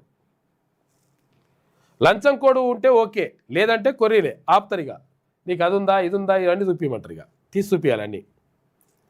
అధికారులు ఏజెంట్లకు మూకుమ్మడి దందా అని చెప్పేసి ఒక వార్త కనిపిస్తూ ఉంది. ఇట్లుండే కథ. ఇక ప్రయాణికుడిపై దాడి చేసిన పైలట్ అంట రోగిని చితకబాదిన వైద్యుడు. పైలట్ దాడి చేశాడని ఆసుపత్రిలో చేరితే అక్కడ డాక్టర్ కూడా కొట్టినట. ఇట్లున్నది పరిస్థితి. ఒకటి అదేశంలో ఇది సంగతి. ఇది ఈనాడులో ఉన్నటువంటి ప్రధాన కథనాలు అయితే ఒకసారి వెలుగు దినపత్రిక చూద్దాం.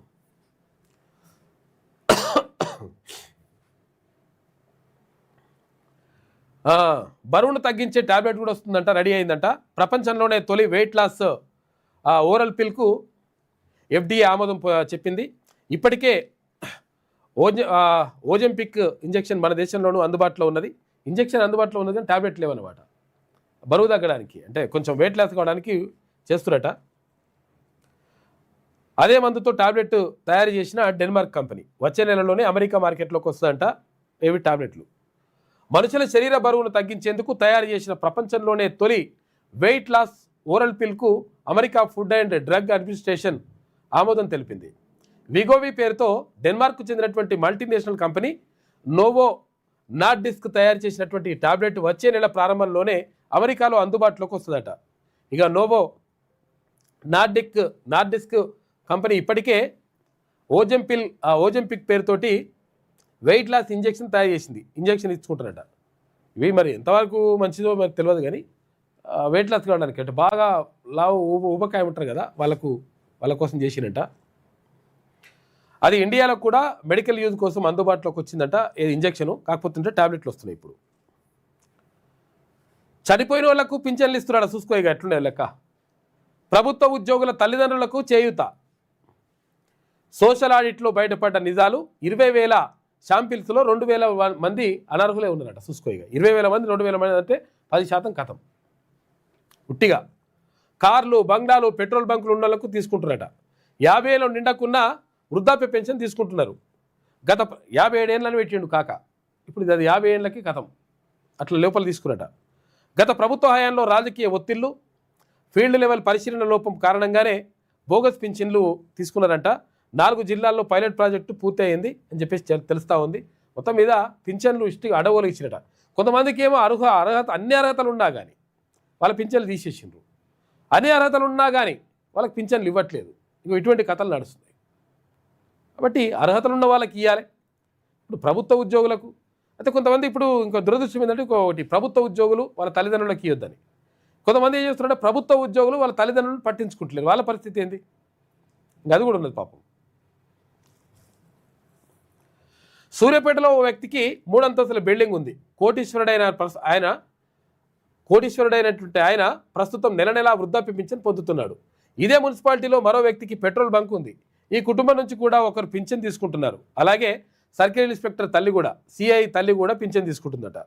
ఇక కరీంనగర్ కార్పొరేషన్లో అంటే సిఐ తల్లి తీసుకుంటుందంటే విషయం ఏంటంటే, ఇప్పుడు ఒక్కోసారి కొంతమంది పిల్లల్ని ఏది తల్లిదండ్రులను పట్టించుకోరు. మంచి జీతాలు వస్తుంటాయి, లక్షల లక్షల జీతాలు వస్తుంటాయి, అవన్నీ వస్తున్నా కానీ తల్లిదండ్రులకు పెట్టరు. మరి వాళ్ళ పరిస్థితి ఏంది? ప్రభుత్వ ఉద్యోగం ఉండే పరిచయం అని చెప్పేసి కూడా కొంతమంది అంటున్నారు. అలాగే సర్కిల్ ఇన్స్పెక్టర్ తల్లి కూడా పింఛన్లు తీసుకుంటున్నారు. ఇక కరీంనగర్ కార్పొరేషన్లో దాదాపు 200 నుంచి 300 మంది చనిపోయిన వారి పేర్ల మీద వారి కుటుంబ సభ్యులు పింఛన్లు పొందుతున్నట, చచ్చిపోయిన పేర్ల మీద. యాదాద్రి భువనగిరి జిల్లా సిరిపురంలో పింఛన్లకు సంబంధించి విచిత్రాలు బయటపడ్డాయి. ఇక్కడ ఓ సెంట్రల్ గవర్నమెంట్ ఉద్యోగి భార్య వృద్ధాప్య పింఛన్ తీసుకుంటుందట. సెంట్రల్ గవర్నమెంట్ ఉద్యోగి అంటే వాళ్ళ భార్య కూడా తీసుకుంటుంది. అదే గ్రామంలో చనిపోయిన వ్యక్తుల పేరిట కూడా పింఛన్లు తీసుకుంటున్నట్లు ఆ ఇంట్లో తేలింది. చూసుకో ఇట్లున్నది. నిరుపేదలు నిస్సహాయులకు అందాల్సిన సామాజిక పింఛన్లు పక్కదారి పడుతున్నాయి. నెల నెల లక్షల్లో జీతాలు తీసుకుంటున్న ప్రభుత్వ ఉద్యోగుల తల్లిదండ్రులకు చేయుతో అందుతున్నది. కార్లు, పెద్ద పెద్ద బంగ్లాలు ఉన్నోళ్ళు, ఆఖరికి పెట్రోల్ బంకులు నడిపే వాళ్ళు, వారి కుటుంబ సభ్యులు సైతం నెల నెలా పింఛన్ తీసుకుంటున్నారు. వైకల్యం లేకున్నా దివ్యాంగ పింఛన్, 50 ఏళ్ళు నిండకుండా వృద్ధాప్య పింఛన్ అందుకుంటున్న వారు ఉన్నారు. ఇక చనిపోయిన వారి వ్యక్తుల పేర్లు కూడా ఏడాది కాలంగా పింఛన్ వస్తూనే ఉన్నాయంట. తాజాగా జరిగిన సోషల్ ఆడిట్లో ఇవన్నీ కూడా వెలుగు చూసినాయి. 4 జిల్లాల్లో పైలట్ ప్రాజెక్టు కింద చేపట్టిన ఈ సామాజిక తనిఖీల్లో ఏకంగా 10% మంది అనర్హులు ఉన్నట్టుగా తేలిందట. చూసుకోగా 20,000 మందిని చెక్ చేస్తే 2,000 మంది అలా ఉత్తుత్తి పెన్షన్లే తీసుకుంటారట, ఏం లేకున్నా. ఇక విరాళాల్లో బీజేపీ టాప్లో ఉందట. రాష్ట్రంలో కానీ తర్వాత ఇంకా ప్రాంతీయ పార్టీలలో మాత్రం బీఆర్ఎస్ టాప్లో ఉండొచ్చు. బీజేపీ 2024-25 ఆర్థిక సంవత్సరంలో 6,088 కోట్ల రూపాయలు రాజకీయ డొనేషన్లు సేకరించిందట. ఇది కాంగ్రెస్ పార్టీ సేకరించిన 522 కోట్ల కంటే దాదాపు 12 రెట్లు ఎక్కువనట. రాజకీయ డొనేషన్లలో 85% బీజేపీకి వచ్చినాయట, అధికార పార్టీ కాబట్టి కేంద్రంలో. ఉచితాలతో ప్రజలను సోమరిపోతులను చేయొద్దని, దేశంలో విద్యా వైద్యం మాత్రమే ఉచితంగా ఇవ్వాలని మాజీ ఉపరాష్ట్రపతి వెంకయ్య నాయుడు అన్నారు. బీజేపీతో పాటు అన్ని రాజకీయ పార్టీలు ఈ అంశంపై దృష్టి పెట్టాలని అన్నాడు. ఉచితాలు ఎవరికి ఇవ్వాలంటే ఉచితాలు బంద్ చేసి విద్యా ఉద్యోగం విషయంలో ఇస్తే ఆటోమేటిక్గా ఇక్కడ పిల్లలు స్కూల్ పోవాలంటే భయపడాల్సిన అవసరం ఉండదు. ఎవరికైనా అనారోగ్యం వస్తే ఎట్లా హాస్పిటల్ పోదామని చెప్పేసి భయపడాల్సిన అవసరం ఉండదు. అది 2 ఇస్తే మంచిగా ఉంటుంది. ఆ 2 మాత్రం ఇయ్యరు, మిగతా అన్ని ఇస్తారు లెక్క.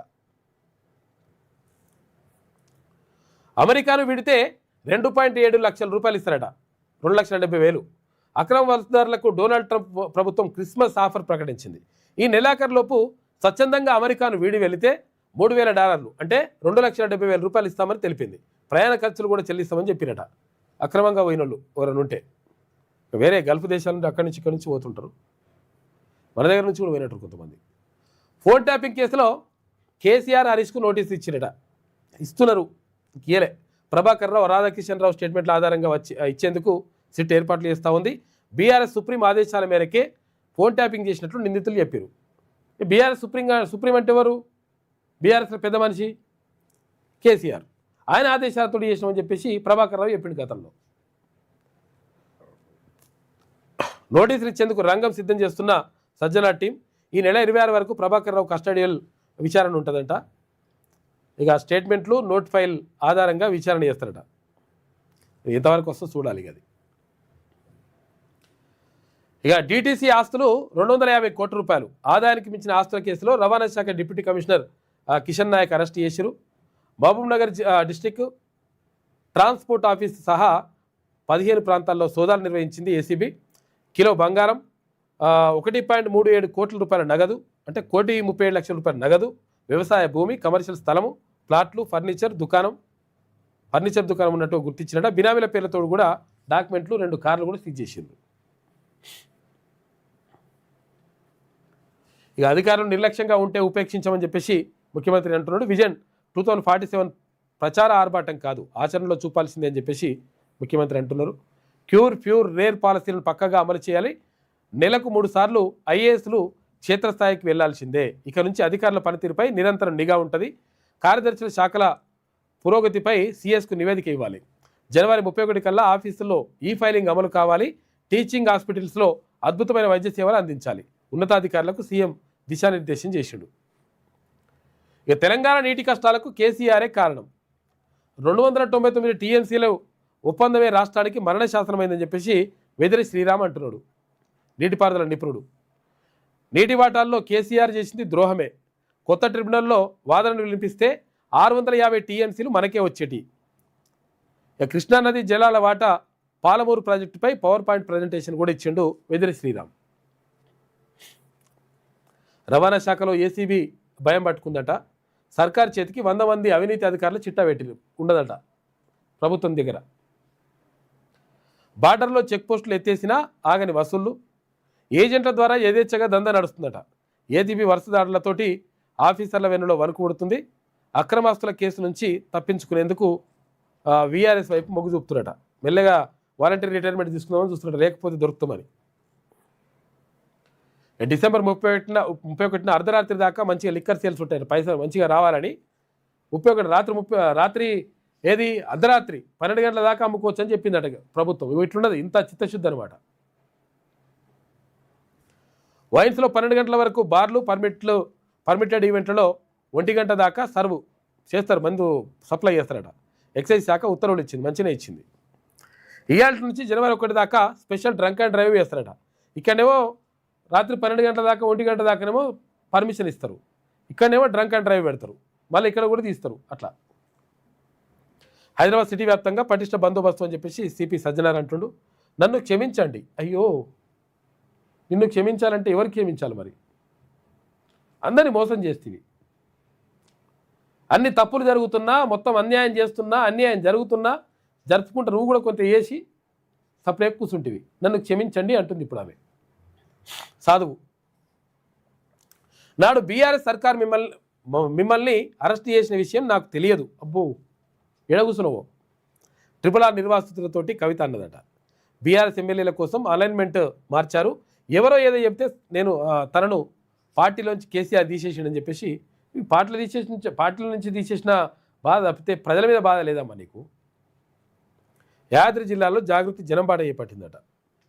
నిన్నటి వరకు ఒక లెక్క, నేటి నుంచి మరో లెక్క. ఏం లెక్కలో మరి? పైసల గురించేనా?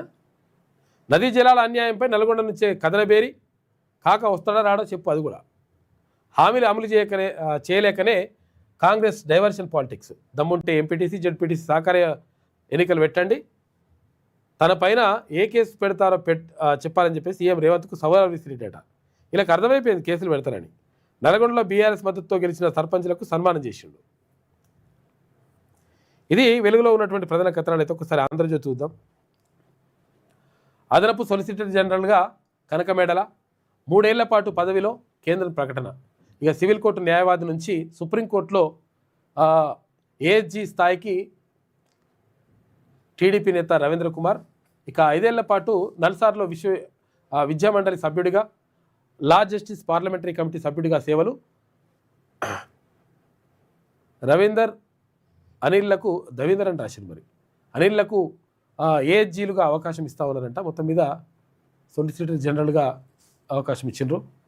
హీరోయిన్లు డ్రెస్సింగ్ సెన్స్ పాటించాలి. ఓ సినిమా ప్రీ రిలీజ్లో నటుడు శివాజీ మాట్లాడాడు. ఇష్టం వచ్చిన డ్రెస్సులు అడగోలుగా వేసుకురాకూరని చెప్పేసి అన్నాడట. అట్టెట్లా అంటారని చెప్పేసి మహిళా సంఘాలు వచ్చినాయి. ఇప్పుడు పలువురు సినీ ప్రముఖుల అభ్యంతరం. వాయిస్ ఆఫ్ విమెన్ పేరిట మాలో ఫిర్యాదు చేసినట. శివాజీపై సీరియస్ అయిన మహిళా కమిషన్ 27 ఉదయం విచారణకు రావాలని చెప్పేసి ఆదేశించిందట. క్షమాపణలు చెప్తూ ఎక్స్లో శివాజీ పోస్ట్ పెట్టిండు. హీరోయిన్లు డ్రెస్సింగ్ సెన్స్ పాటించాలంటే కూడా తప్పేనా? ఇక అడగోలు వేసుకుంటే తర్వాత బయట చూసి వాళ్ళు కూడా అడగోలు వేసి పడవుతారు, దీనివల్ల నష్టం జరుగుతుందని చెప్పేసి అన్నడే. దాన్ని మళ్ళీ సీరియస్ తీసుకున్నట. ఇటువంటి వాటిని సీరియస్ తీసుకుంటారు. ప్రియాంకను ప్రధానిగా ప్రజలు చూడాలనుకుంటున్నారని వాళ్ళ భర్త అంటున్నాడు. ఆమెలో ఇంద్రని చూస్తున్నారు. ఇప్పటికే తన నాయకత్వ పటిమ తెలిసింది. రాజకీయాల్లో రావాలని నాపైన ఒత్తిడి ఉందని చెప్పేసి ప్రియాంక భర్త రాబర్ట్ వాద్రా అంటున్నాడు. అది నీ కోరిక అయి ఉంటుంది. ఉన్నావు రేపు కేసు నిందితుడిని జైలు నుంచి సస్పెన్షన్ చేసిరట, జైలు శిక్ష సస్పెండ్ చేసిరట. చూసినావా? ఇగో ఇటువంటివి జరిగినప్పుడు రావాలి. మహిళా సంఘాలు, మహిళా కమిషన్లు అటువంటివి జరిగినప్పుడు అట్టెట్లయితుందని చెప్పేసి కొట్లాడాలి. వాడు అత్యాచారం చేసిండు, తర్వాత వాళ్ళ నాయనని హత్య చేసిండు, చంపేసినట్ట వాడు ఎవరైతే బాధితురాలు వాళ్ళ తండ్రిని చంపేస్తే వారిని రిలీజ్ చేస్తే ఇప్పుడు ఎవరు అనేది లేదు. ఇక కోర్టే చెప్పింది రిలీజ్ చేస్తున్నామని. కులదీప్ సింగార్కు బెయిల్ మంజూరు, బాధితురాలి నివాసానికి 5 కిలోమీటర్ల లోపు వెళ్ళొద్దంట, ఆమెను బెదిరించొద్దు ఢిల్లీ హైకోర్టు షరతులు పెట్టింది. నాపై అత్యాచారం చేశారు, నా తండ్రిని హత్య చేశారు, ఇదే న్యాయం అని చెప్పేసి బాధితురాలు ఆవేదన వ్యక్తం చేస్తుంది. చూసుకోగా ఆ పైన అత్యాచారం జరిగింది, వాళ్ళ నాయనని చంపేసిండు, చంపేస్తే వాడిని తీసుకొచ్చి వదిలేస్తున్నారు. ఇప్పుడు భద్రత కోసం తమను జైల్లో పెట్టాలని చెప్పేసి ఆమె సోదరి అంటుంది. ఇక వాడు బయటకు వస్తే మమ్మల్ని ఉండనిస్తాడు, మమ్మల్ని తీసుకోనన్నా జైల్లో పెట్టరు అని చెప్పేసి ఆ బాధితురాలి సోదరి అంటుంది, సిస్టరు. గట్లున్నది కథ. ఇక ఫోన్ ట్యాపింగ్ కేసులో సిట్ దూకుడు, కేసీఆర్, కేటీఆర్, హరీష్ రావులకు నోటీసులు ప్రచారం జరుగుతుందట.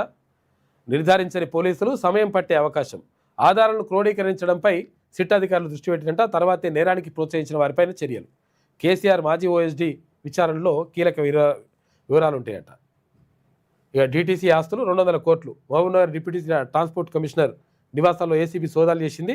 41 ఎకరాల భూములు, కిలో బంగారం, ఆభరణాలు ఉన్నట్లు గుర్తించింది. నిజామాబాద్లో ఓ హోటల్లో 50% వాటా ఉంది. 3000 గజాల వాణిజ్య స్థలం, 2 ప్లాట్లున్నాయి. బ్యాంకు ఖాతాల్లో 1,37,00,000 రూపాయలు నగదు ఉందట. ఆదాయానికి మించిన ఆస్తుల కేసులో కిషన్ నాయక్ని అరెస్ట్ చేసిండ్రు. ప్రభుత్వ విధానాల అమలులో వ్యక్తిగత ఇష్టాయిష్టాలను సహించం, సంక్షేమ పథకాలను పారదర్శకంగా అమలు చేయాలి, బాగా పనిచేస్తే గౌరవిస్తాం, లేకపోతే ఎంత పెద్ద హోదాలో ఉన్నా కానీ ఊరుకోమని చెప్పేసి ముఖ్యమంత్రి అంటా ఉన్నాడు. సాగు చేసే వారికే రైతు భరోసా, ముఖ్యమంత్రి రేవంత్ రెడ్డి స్పష్టీకరణ. అప్పుడు కూడా అట్లే అంటారు, అందరికి ఇచ్చారు. రాష్ట్రానికి చలి జ్వరం పట్టుకుందట, నాకు కూడా కొంచెం జలుబు చేసింది. చాలా చోట్ల 5 నుంచి 13 డిగ్రీల మధ్య కనిష్ట ఉష్ణోగ్రతలు నమోదవుతుంది, చలి ఎక్కువ పెరిగింది. అతి శీతల వాతావరణంలో విజృంభిస్తున్న వైరస్లు చాలామందిలో జ్వరం, జలుబు, దగ్గు ఇవన్నీ ఉన్నాయి. 15 డిగ్రీల పైన ఉష్ణోగ్రతలు ఉంటేనే శరీరానికి తట్టుకోగలిగే సామర్థ్యం ఉంటుంది, తగ్గితే ఇబ్బందులు ఉంటాయి. ఉదయం పూట గుండెపోటు, బ్రెయిన్ స్ట్రోక్ వచ్చే ప్రమాదం ఉంటుందంట, కాబట్టి జాగ్రత్తగా ఉండండి. జీవోలోనే అప్లోడ్ చేయండి, మంచిగా చెప్పింది కోర్టు. ఉత్తర్వులు, రూల్స్ను అధికారిక వెబ్సైట్లో ఉంచండి, అప్లోడ్ చేయని వాటిని 8 వారాల్లో పెట్టండి. 2017లో జారీ చేసిన మార్గదర్శకాలు అమలు చేయండి. రాష్ట్ర ప్రభుత్వానికి హైకోర్టు ధర్మాసనం మంచిగా చెప్పింది స్పష్టీకరణ. జీవోలు దాచిపెడుతున్నారు వీళ్ళు. ఇప్పుడు ఒకరి మీద ఒకరు ఎట్లా అనుకుంటారు చూడరు. ఇగో 15,000 జీవోలు దాచిపెడతారా, ఇదేనా ప్రజాప్రభుత్వం అంటే అని చెప్పేసి హరీష్ రావు అన్నాడు. హరీష్ రావు అంటే 43,000 జీవోలను దాచింది ఎవరు అని చెప్పేసి చామల కిరణ్ కుమార్ రెడ్డి. ఇద్దరు దొంగలే అనమాట. మీరు దాచిరంటే మీరు దాచిరు. ఇప్పుడు 43,000 దాచిరు, వీళ్ళు 2 నెలల 15,000 దాచిరు.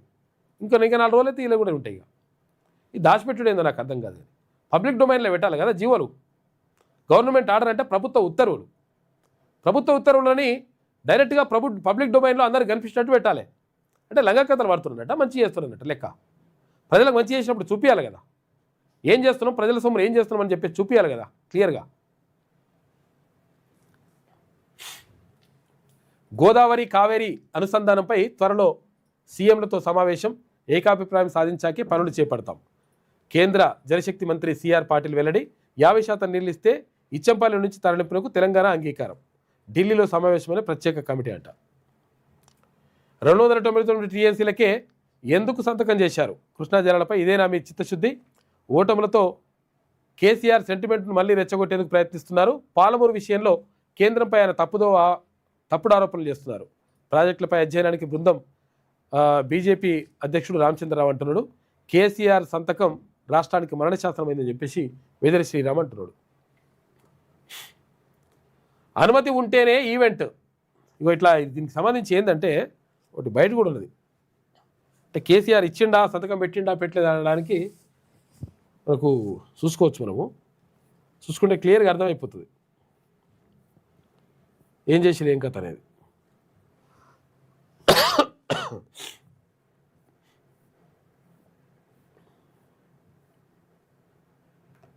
ఏమే రాలే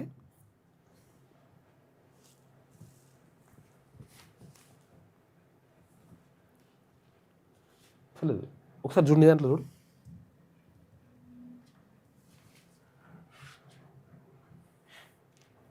ఈ తర్వాత ఇది అక్రిడేషన్ల కొత్త జీవోను సవరించాలని చెప్పేసి TUWJ డిమాండ్ చేస్తున్నది. 2 కార్డుల విధానానికి స్వస్తి పలకాల 27న రాష్ట్ర వ్యాప్తంగా అన్ని జిల్లా కలెక్టరేట్ల ముందు ఆందోళన చేస్తామని చెప్పేసి TUWJ అంటూ ఉంది. అయితే విషయం ఏంటంటే జర్నలిస్టులకు అక్రిడేషన్ల విషయంలో మళ్ళీ ఇప్పుడు వచ్చిన కొత్త వీళ్ళు ఉంటారు కదా, ఇప్పుడు ప్రెస్ అకాడమీ చైర్మన్ వీళ్ళందరూ కలిసి ఒక పెద్ద మనుషులందరూ కలిసి ముసలోళ్ళందరూ కలిసి కూర్చొని అప్పుడు ఎట్లుండే ఇప్పుడు మొత్తం కూడా జర్నలిజం అంతా మారిపోయింది. మేము కూడా వెల్ ట్రైన్డ్ జర్నలిస్టులం, ఈనాడు జర్నలిజం స్కూల్ నుంచి వచ్చిన నేను. అయితే విషయం ఏంటంటే ఈ అక్రిడేషన్ల విషయంలో అసలు యాక్చువల్గా గత ప్రభుత్వం ఇప్పుడు కేసీఆర్ అనే ఉండే అనేటట్టు చేస్తున్నారు. ప్రభుత్వానికి చెడ్డ పేరు వస్తుంది, ప్రభుత్వం కూడా ఆలోచించాలి. మరి ఏం చేస్తున్నాం మీకే అర్థమవుతుందో మరి ఎవరికి అర్థమవుతుందో అర్థమవుతలేదు. కానీ అది ఇష్టం వచ్చినట్టుగా చేస్తే వస్తున్నాయా, అది ఇట్లా వేస్తే ఏమవుతుంది, ఆఖరికి వస్తే దెబ్బ పడుతుంది. విషయం ఏంటంటే ఏది డెస్క్ జర్నలిస్టులకు వేరే అక్రిడేషన్ కార్డులంట, తర్వాత బయట రిపోర్టర్లకు వేరే అక్రిడేషన్ కార్డులంట. ఇవి బంద్ చేయరు, ఇవన్నీ బంద్ చేయరు, వివక్షలు బంద్ చేయరు. ప్రభుత్వానికి చెడ్డ పేరు వస్తుంది, ప్రభుత్వం కూడా ఆలోచించుకోవాలి దీని మీద. ముసలోళ్ళు అంతా కలిసి ఒక దగ్గర కూర్చొని వాళ్ళు నిర్ణయాలు తీసుకుంటే మేము అప్పుడు అట్లుండే, మేము ఇప్పుడు ఇట్లుండే, మీకు ఏం తెలుసు, ఇప్పుడు ఏం జరుగుతుందో తెలుసా? ఇప్పుడేమన్నా డెస్క్లో పని చేస్తున్నారు, తర్వాత ఇక్కడ అన్నీ చేసుకుంటున్నారు, తర్వాత స్టోరీలు తెప్పించుకుంటున్నారు, జస్ట్ ఎడిటింగ్ చేసి పెడతలేరు. ఇప్పుడు లెక్క అన్ని పనులు చేసుకోవాల్సి వస్తుంది, కావాల్సింటే ఫీల్డ్కి పోయేస్తున్నారు.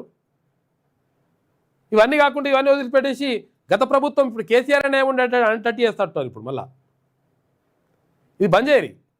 ఇవాళ త్యాగరాజ గానసభలో ఒక సమావేశం పెట్టుకుంటున్నారు డెస్క్ జర్నలిస్టులు అందరూ కూడా, డెస్క్లో పనిచేసేటువంటి జర్నలిస్టులు అందరూ కూడా సమావేశం పెట్టుకుంటున్నారు. ఏంది అట్టెట్లయితుంది, గత ప్రభుత్వం అందరికీ అంటే సమానంగా ఏది అక్రిడేషన్ కార్డులు ఇస్తే జర్నలిస్టులకు సంబంధించి ఆ అక్రిడేషన్లో ఇప్పుడు ఏది ఆ ట్రైన్ జర్నీ కూడా తీసేసారు. ఏమున్నా కానీ బస్సే, ఆ బస్సులో కూడా రాష్ట్ర స్థాయిలో ఉంటే స్టేట్ అక్రిడేషన్ ఉంటే 50% ఏదో ఏది 33% కడితే పోతారు. కానీ ఇది అంతే ఏంది ఇప్పుడు గద్దప్ప ఏం లేదు అట్లా. ఇప్పుడు ఉన్న అక్రిడేషన్లా కూడా ఈ కథలు ఎందుకంతా, ఈ డెస్క్ జర్నలిస్ట్ అందరూ కలిసి త్యాగరాజ గానసభలో ఇలా సమావేశం పెట్టుకుంటున్నారు.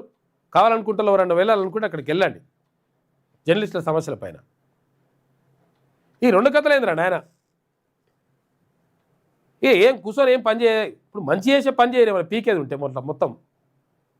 మరి ఇండ్లు జర్నలిస్టులకు ఇండ్లు లేవు, ఇండ్లు ఇయ్యర్రా అని అడుగుతలేరు, అది చేత కాదు.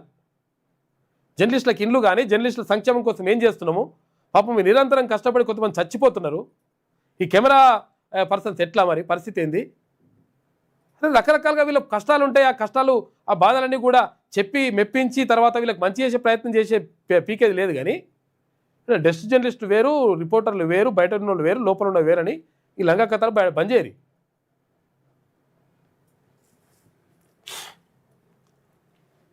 ఇవన్నీ కూడా చేస్తున్నారట. 27 తారీఖు నాడు స్పెషల్గా ఇంకో కార్యక్రమం తీసుకుంటారు. తర్వాత అన్ని జిల్లా కలెక్టరేట్ల ముందు ఆందోళన చేస్తారట. ప్రభుత్వానికి మీరు చేసుకోరు, మరి ప్రభుత్వం తీసుకొచ్చి కూర్చోబెడితే జర్నలిస్టుల పని చేయరు మీరు.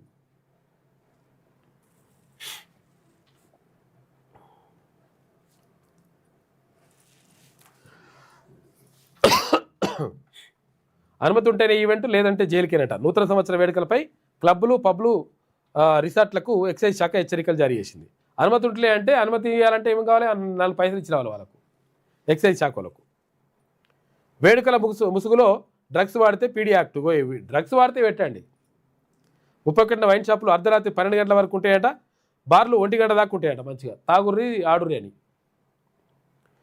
నెలాఖరుకు ఆంధ్రప్రదేశ్లో సమగ్ర కుటుంబ సర్వే విధి విధానాలు ఖరారు చేసిండ్రు. ప్రణాళిక శాఖ ఉత్తర్వులు జారీ చేసింది. ఇక H1B కొత్త లాటరీ విధానం అంట, ఎక్కువ జీతం నైపుణ్యాలున్న వారికే ప్రాధాన్యం ఇస్తున్నట. 6400 కిలోల ఉపగ్రహంతో ఇవాళ నింగిలోకి పోతా ఉంది.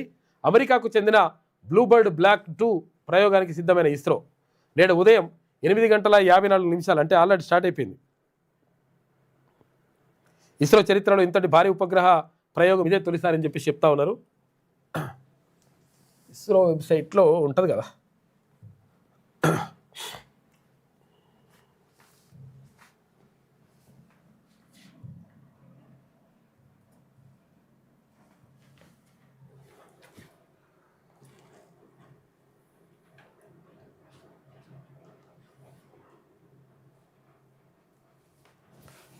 అప్కమింగ్ అని పెట్టారు ఇంకా పోలేదా 8:54 అన్నారు మరి 9:05 అంటే ఇప్పుడే స్టార్ట్ కావాలి.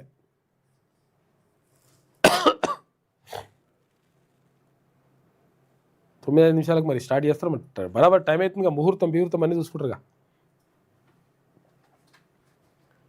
అది పోతా ఉంది. 6,400 కిలోలు ఉంటుందంట. అంత పెద్ద ఉపగ్రహం పంపించడం ఇదే తొలిసారి మన దగ్గర ఇస్రో నుంచి. ఇది ఆంధ్రజ్యోతిలో ఉన్నటువంటి ప్రధాన కథనాలు. అయితే ఒక్కసారి శనార్థి తెలంగాణ చూద్దాం. ఇక భారత్ సుదీర్ఘ యుద్ధాలకు రెడీగా ఉండాలి. మనల్ని టెర్రరిజం, సరిహద్దు వివాదాలు వేధిస్తున్నాయి. అందుకే షార్ట్ టర్మ్ వార్స్తో పాటు దీర్ఘకాలిక యుద్ధాలకు సన్నద్ధం అవసరం. భవిష్యత్ యుద్ధాలు మల్టీ డొమైన్లో జరగవచ్చు. సిడిఎస్ మాజీ భారత ఆర్మీ జనరల్ అనిల్ చౌహాన్ అంటున్నాడు రెడీగా ఉండాలని. పైకి పసిడి రేటు పెరుగుతూ ఉంది. బంగారం రోజుకింత. వెండికి భలే డిమాండ్ అంట. వెండి కూడా మళ్ళీ 2 లక్షల పైన అయింది కిలా. ఇక హైదరాబాద్లో 10 గ్రాముల బంగారం 1,38,550 రూపాయలట. కిలో వెండి 2,34,000 రూపాయలు. 2 రోజుల్లోనే 4,370 రూపాయలు పెరుగుదల. నిన్న ఒక్కరోజే 3,000 రూపాయలు పెరిగిన కిలో వెండి ధర. వెండి కూడా పెరుగుతుంది మంచినే. మావోయిస్టు పార్టీకి మరో గట్టి ఎదురుదెబ్బ. లొంగిపోయిన మరో 22 మంది మావోయిస్టులు ఒడిశా డీజీపీ ముందు సరెండర్ అయినట. లొంగిపోయిన వారిపైన 2,18,00,000 రూపాయలు రివార్డు ఉన్నది. విద్యా వైద్యమే ఉచితంగా ఇవ్వాలని చెప్పేసి ఇక్కడ మాజీ ఉపరాష్ట్రపతి అంటున్నాడు వెంకయ్యనాయుడు. అన్ని ఉచితంగా ఇచ్చి ప్రజలను సోమరులు చేయొద్దు. దేశం ముందుకు వెళ్ళాలంటే యువతకు పెద్దపీట వేయాలి. వాజ్పేయి జీవితం స్ఫూర్తిదాయకం. మాజీ ఉపరాష్ట్రపతి వెంకయ్యనాయుడు హైదరాబాద్లో వాజ్పేయి 100వ జయంతి వేడుకలు నిర్వహించారు. టార్గెట్ కేసీఆర్. హరీష్ లాకింగ్కు యత్నమంట. టాపింగ్ కేసులో బీఆర్ఎస్ అగ్రనేతకు నోటీసులు. అసెంబ్లీ సమావేశాల ముగిసిన తర్వాత తాకీదులు. ఇప్పటికే మాజీ సీఎస్ల స్టేట్మెంట్లు నమోదు. విచారణలో ప్రభాకర్ రావు కీలక విషయాలు వెల్లడించాడట. ప్రభాకర్ రావు ఇచ్చిన వాంగ్మూలాల మేరకే బీఆర్ఎస్ పెద్దలకు సిట్ నోటీసులు ఇచ్చింది. కేసీఆర్, హరీష్ రావులు టార్గెట్ అయితే రాజకీయ మైలేజ్ వస్తుందనే అంచనాలతోటి కాంగ్రెస్ ఉన్నది. కాంగ్రెస్ తీరుపై బీఆర్ఎస్ గరంగరం అవుతుందట. కోఆపరేటివ్ ఎన్నికల రద్దు సరే. మరి నామినేటెడ్ పోస్టులలో బీసీల వాటా ఎంత? ప్రభుత్వం 42% కోటా అమలు చేస్తుందా లేదా? ఇప్పుడు నామినేటెడ్ కోటాలో అయితే నామినేటెడ్ పోస్టుల విషయంలో అయితే వీళ్ళకి ఇంత ఇవ్వాలి వాళ్ళకి ఇంత ఇవ్వాలి అయితే రూల్ ఏం లేదు కదా. ఇవ్వాలంటే ఇవ్వచ్చు కదా. మరి ఇస్తారా? చూడాలి. ఇయ్యరు. ఇవ్వకపోతే అలా పనిచేసుడే.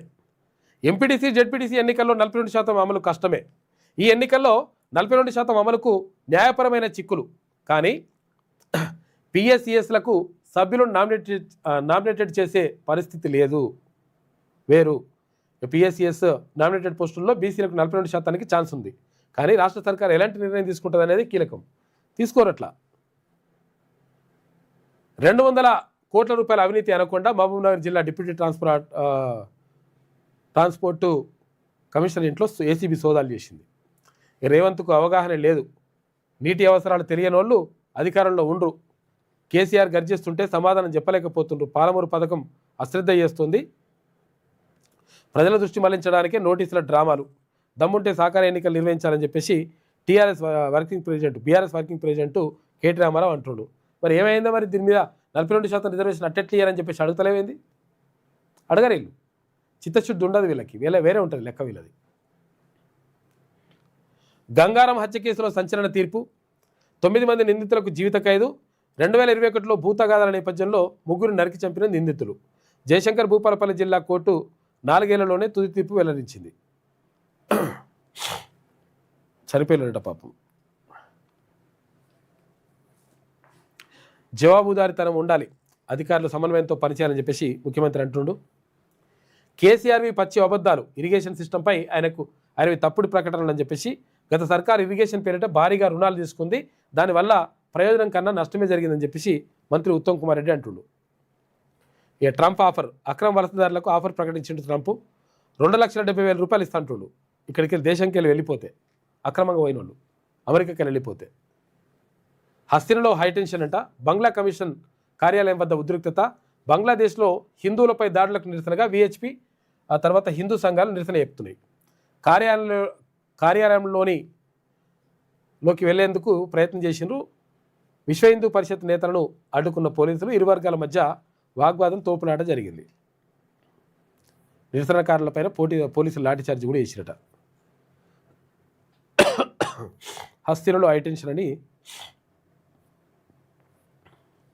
భవిష్యత్తులో డబ్బున్న వారే రాజకీయాలు చేస్తారా అని చెప్పేసి ఒక ప్రత్యేక వ్యాసం రాసిండు ఆనంద్ గౌడ్, ఉమ్మడి పాలమూరు జిల్లా స్టాఫర్. డబ్బున్న వాళ్ళే చేస్తారంటే అటు ఆ పరిస్థితికి వచ్చింది లెక్క. ఇప్పుడు సామాన్యులకు అందని రాజకీయం డబ్బున్న నాయకులకే పట్టం. పార్టీలకు అతీతంగా పనిచేసిన వారికి రాజకీయ నష్టమే. ఇక పైసలున్న వారికే పదవులు పంపకాలు. మొన్న జరిగిన సర్పంచ్ ఎన్నికల్లో డబ్బు ప్రవాహమే ఎక్కువగా ఉందని ప్రచారం. ఇలాగే కొనసాగితే రాజకీయాన్ని బీద మధ్యతరగతి తరహా వాళ్ళు చూడడం కష్టమేనా అని చెప్పేసి ఒక ప్రత్యేక వ్యాసం రాసిండు. పరిస్థితి అట్లే ఉంది. ఈ పరిస్థితి పోవాలి. నేటి మాట చూసుకుంటే ఈ సమాజం స్వార్థంతో పోటీ పడుతుంది. సాటి మనుషులకు మంచి చేయాలన్న ఆలోచన కూడా రాకుండా పోతుంది. ఎవరికి వారే నిస్సిగ్గుగా బతుకుతున్నారు. ఈ లోకంలో నిస్వార్థంగా బతికిన త్యాగజనులు మర్చిపోతున్నారు. బ్రతికినంతకాలం జనం కోసమే జీవించిన మహానుభావులను యాదిమరుస్తున్నారు. కోట్ల రూపాయలు సంపాదించుకునే వెసులుబాటు ఉన్నా పైసాకు ఆశపడకుండా వాళ్ళు నమ్ముకున్న సిద్ధాంతాల కోసం పాటుపడ్డారు. వాళ్ళు కనుసైగ చేస్తే విలువైన బంగ్లాలు, ఖరీదైన కార్లు క్షణంలో కండ్ల ముందర ఉండేవి. అవేమీ అక్కర్లేదంటూ జనం కోసం బతికారు. నిత్యం ప్రజల్ని చైతన్యపరుస్తూ ప్రజా వ్యతిరేక విధానాలను అనుసరిస్తున్న ప్రభుత్వాలను నిలదీస్తూ ప్రజల పక్షమై ప్రతిపక్ష పాత్ర పోషించారు. ఆ మహనీయుల మరణం ఎంతోమందిని కంటతడి పెట్టించింది. వాళ్ళ త్యాగాలను మాత్రం ఈ సమాజం విస్మరిస్తుంది అని చెప్పేసి పెద్దపల్లి రాజన్న బాధతో రాసిండు.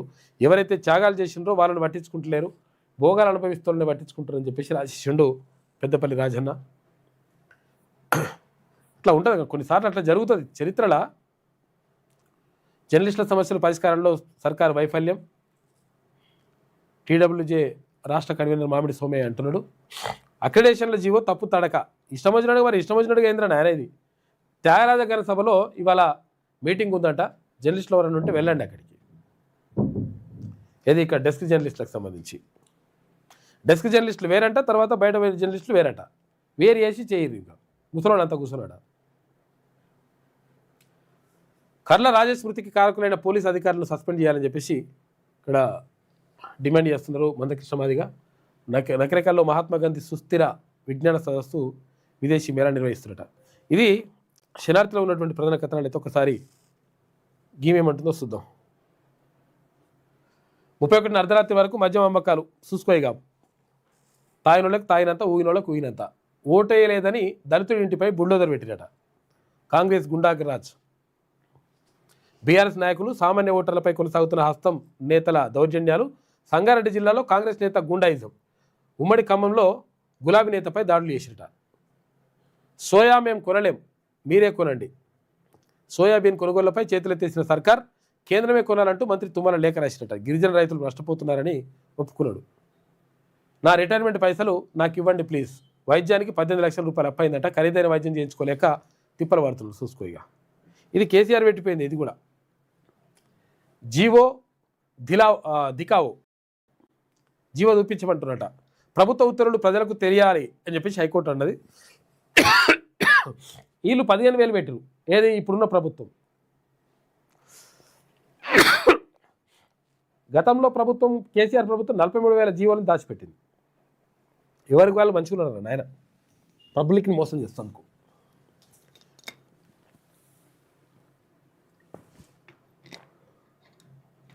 దమ్ముంటే సహకార ఎన్నికలు పెట్టు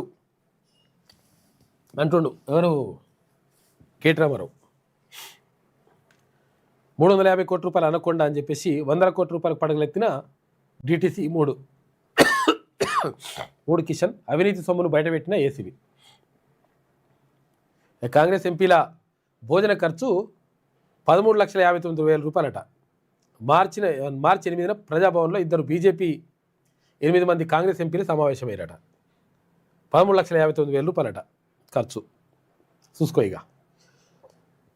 1,441 పాఠశాలలు మూసివేత, మరో 640 బడులు మూసివేతకు రంగం సిద్ధమైందట. చూసుకో ఇక.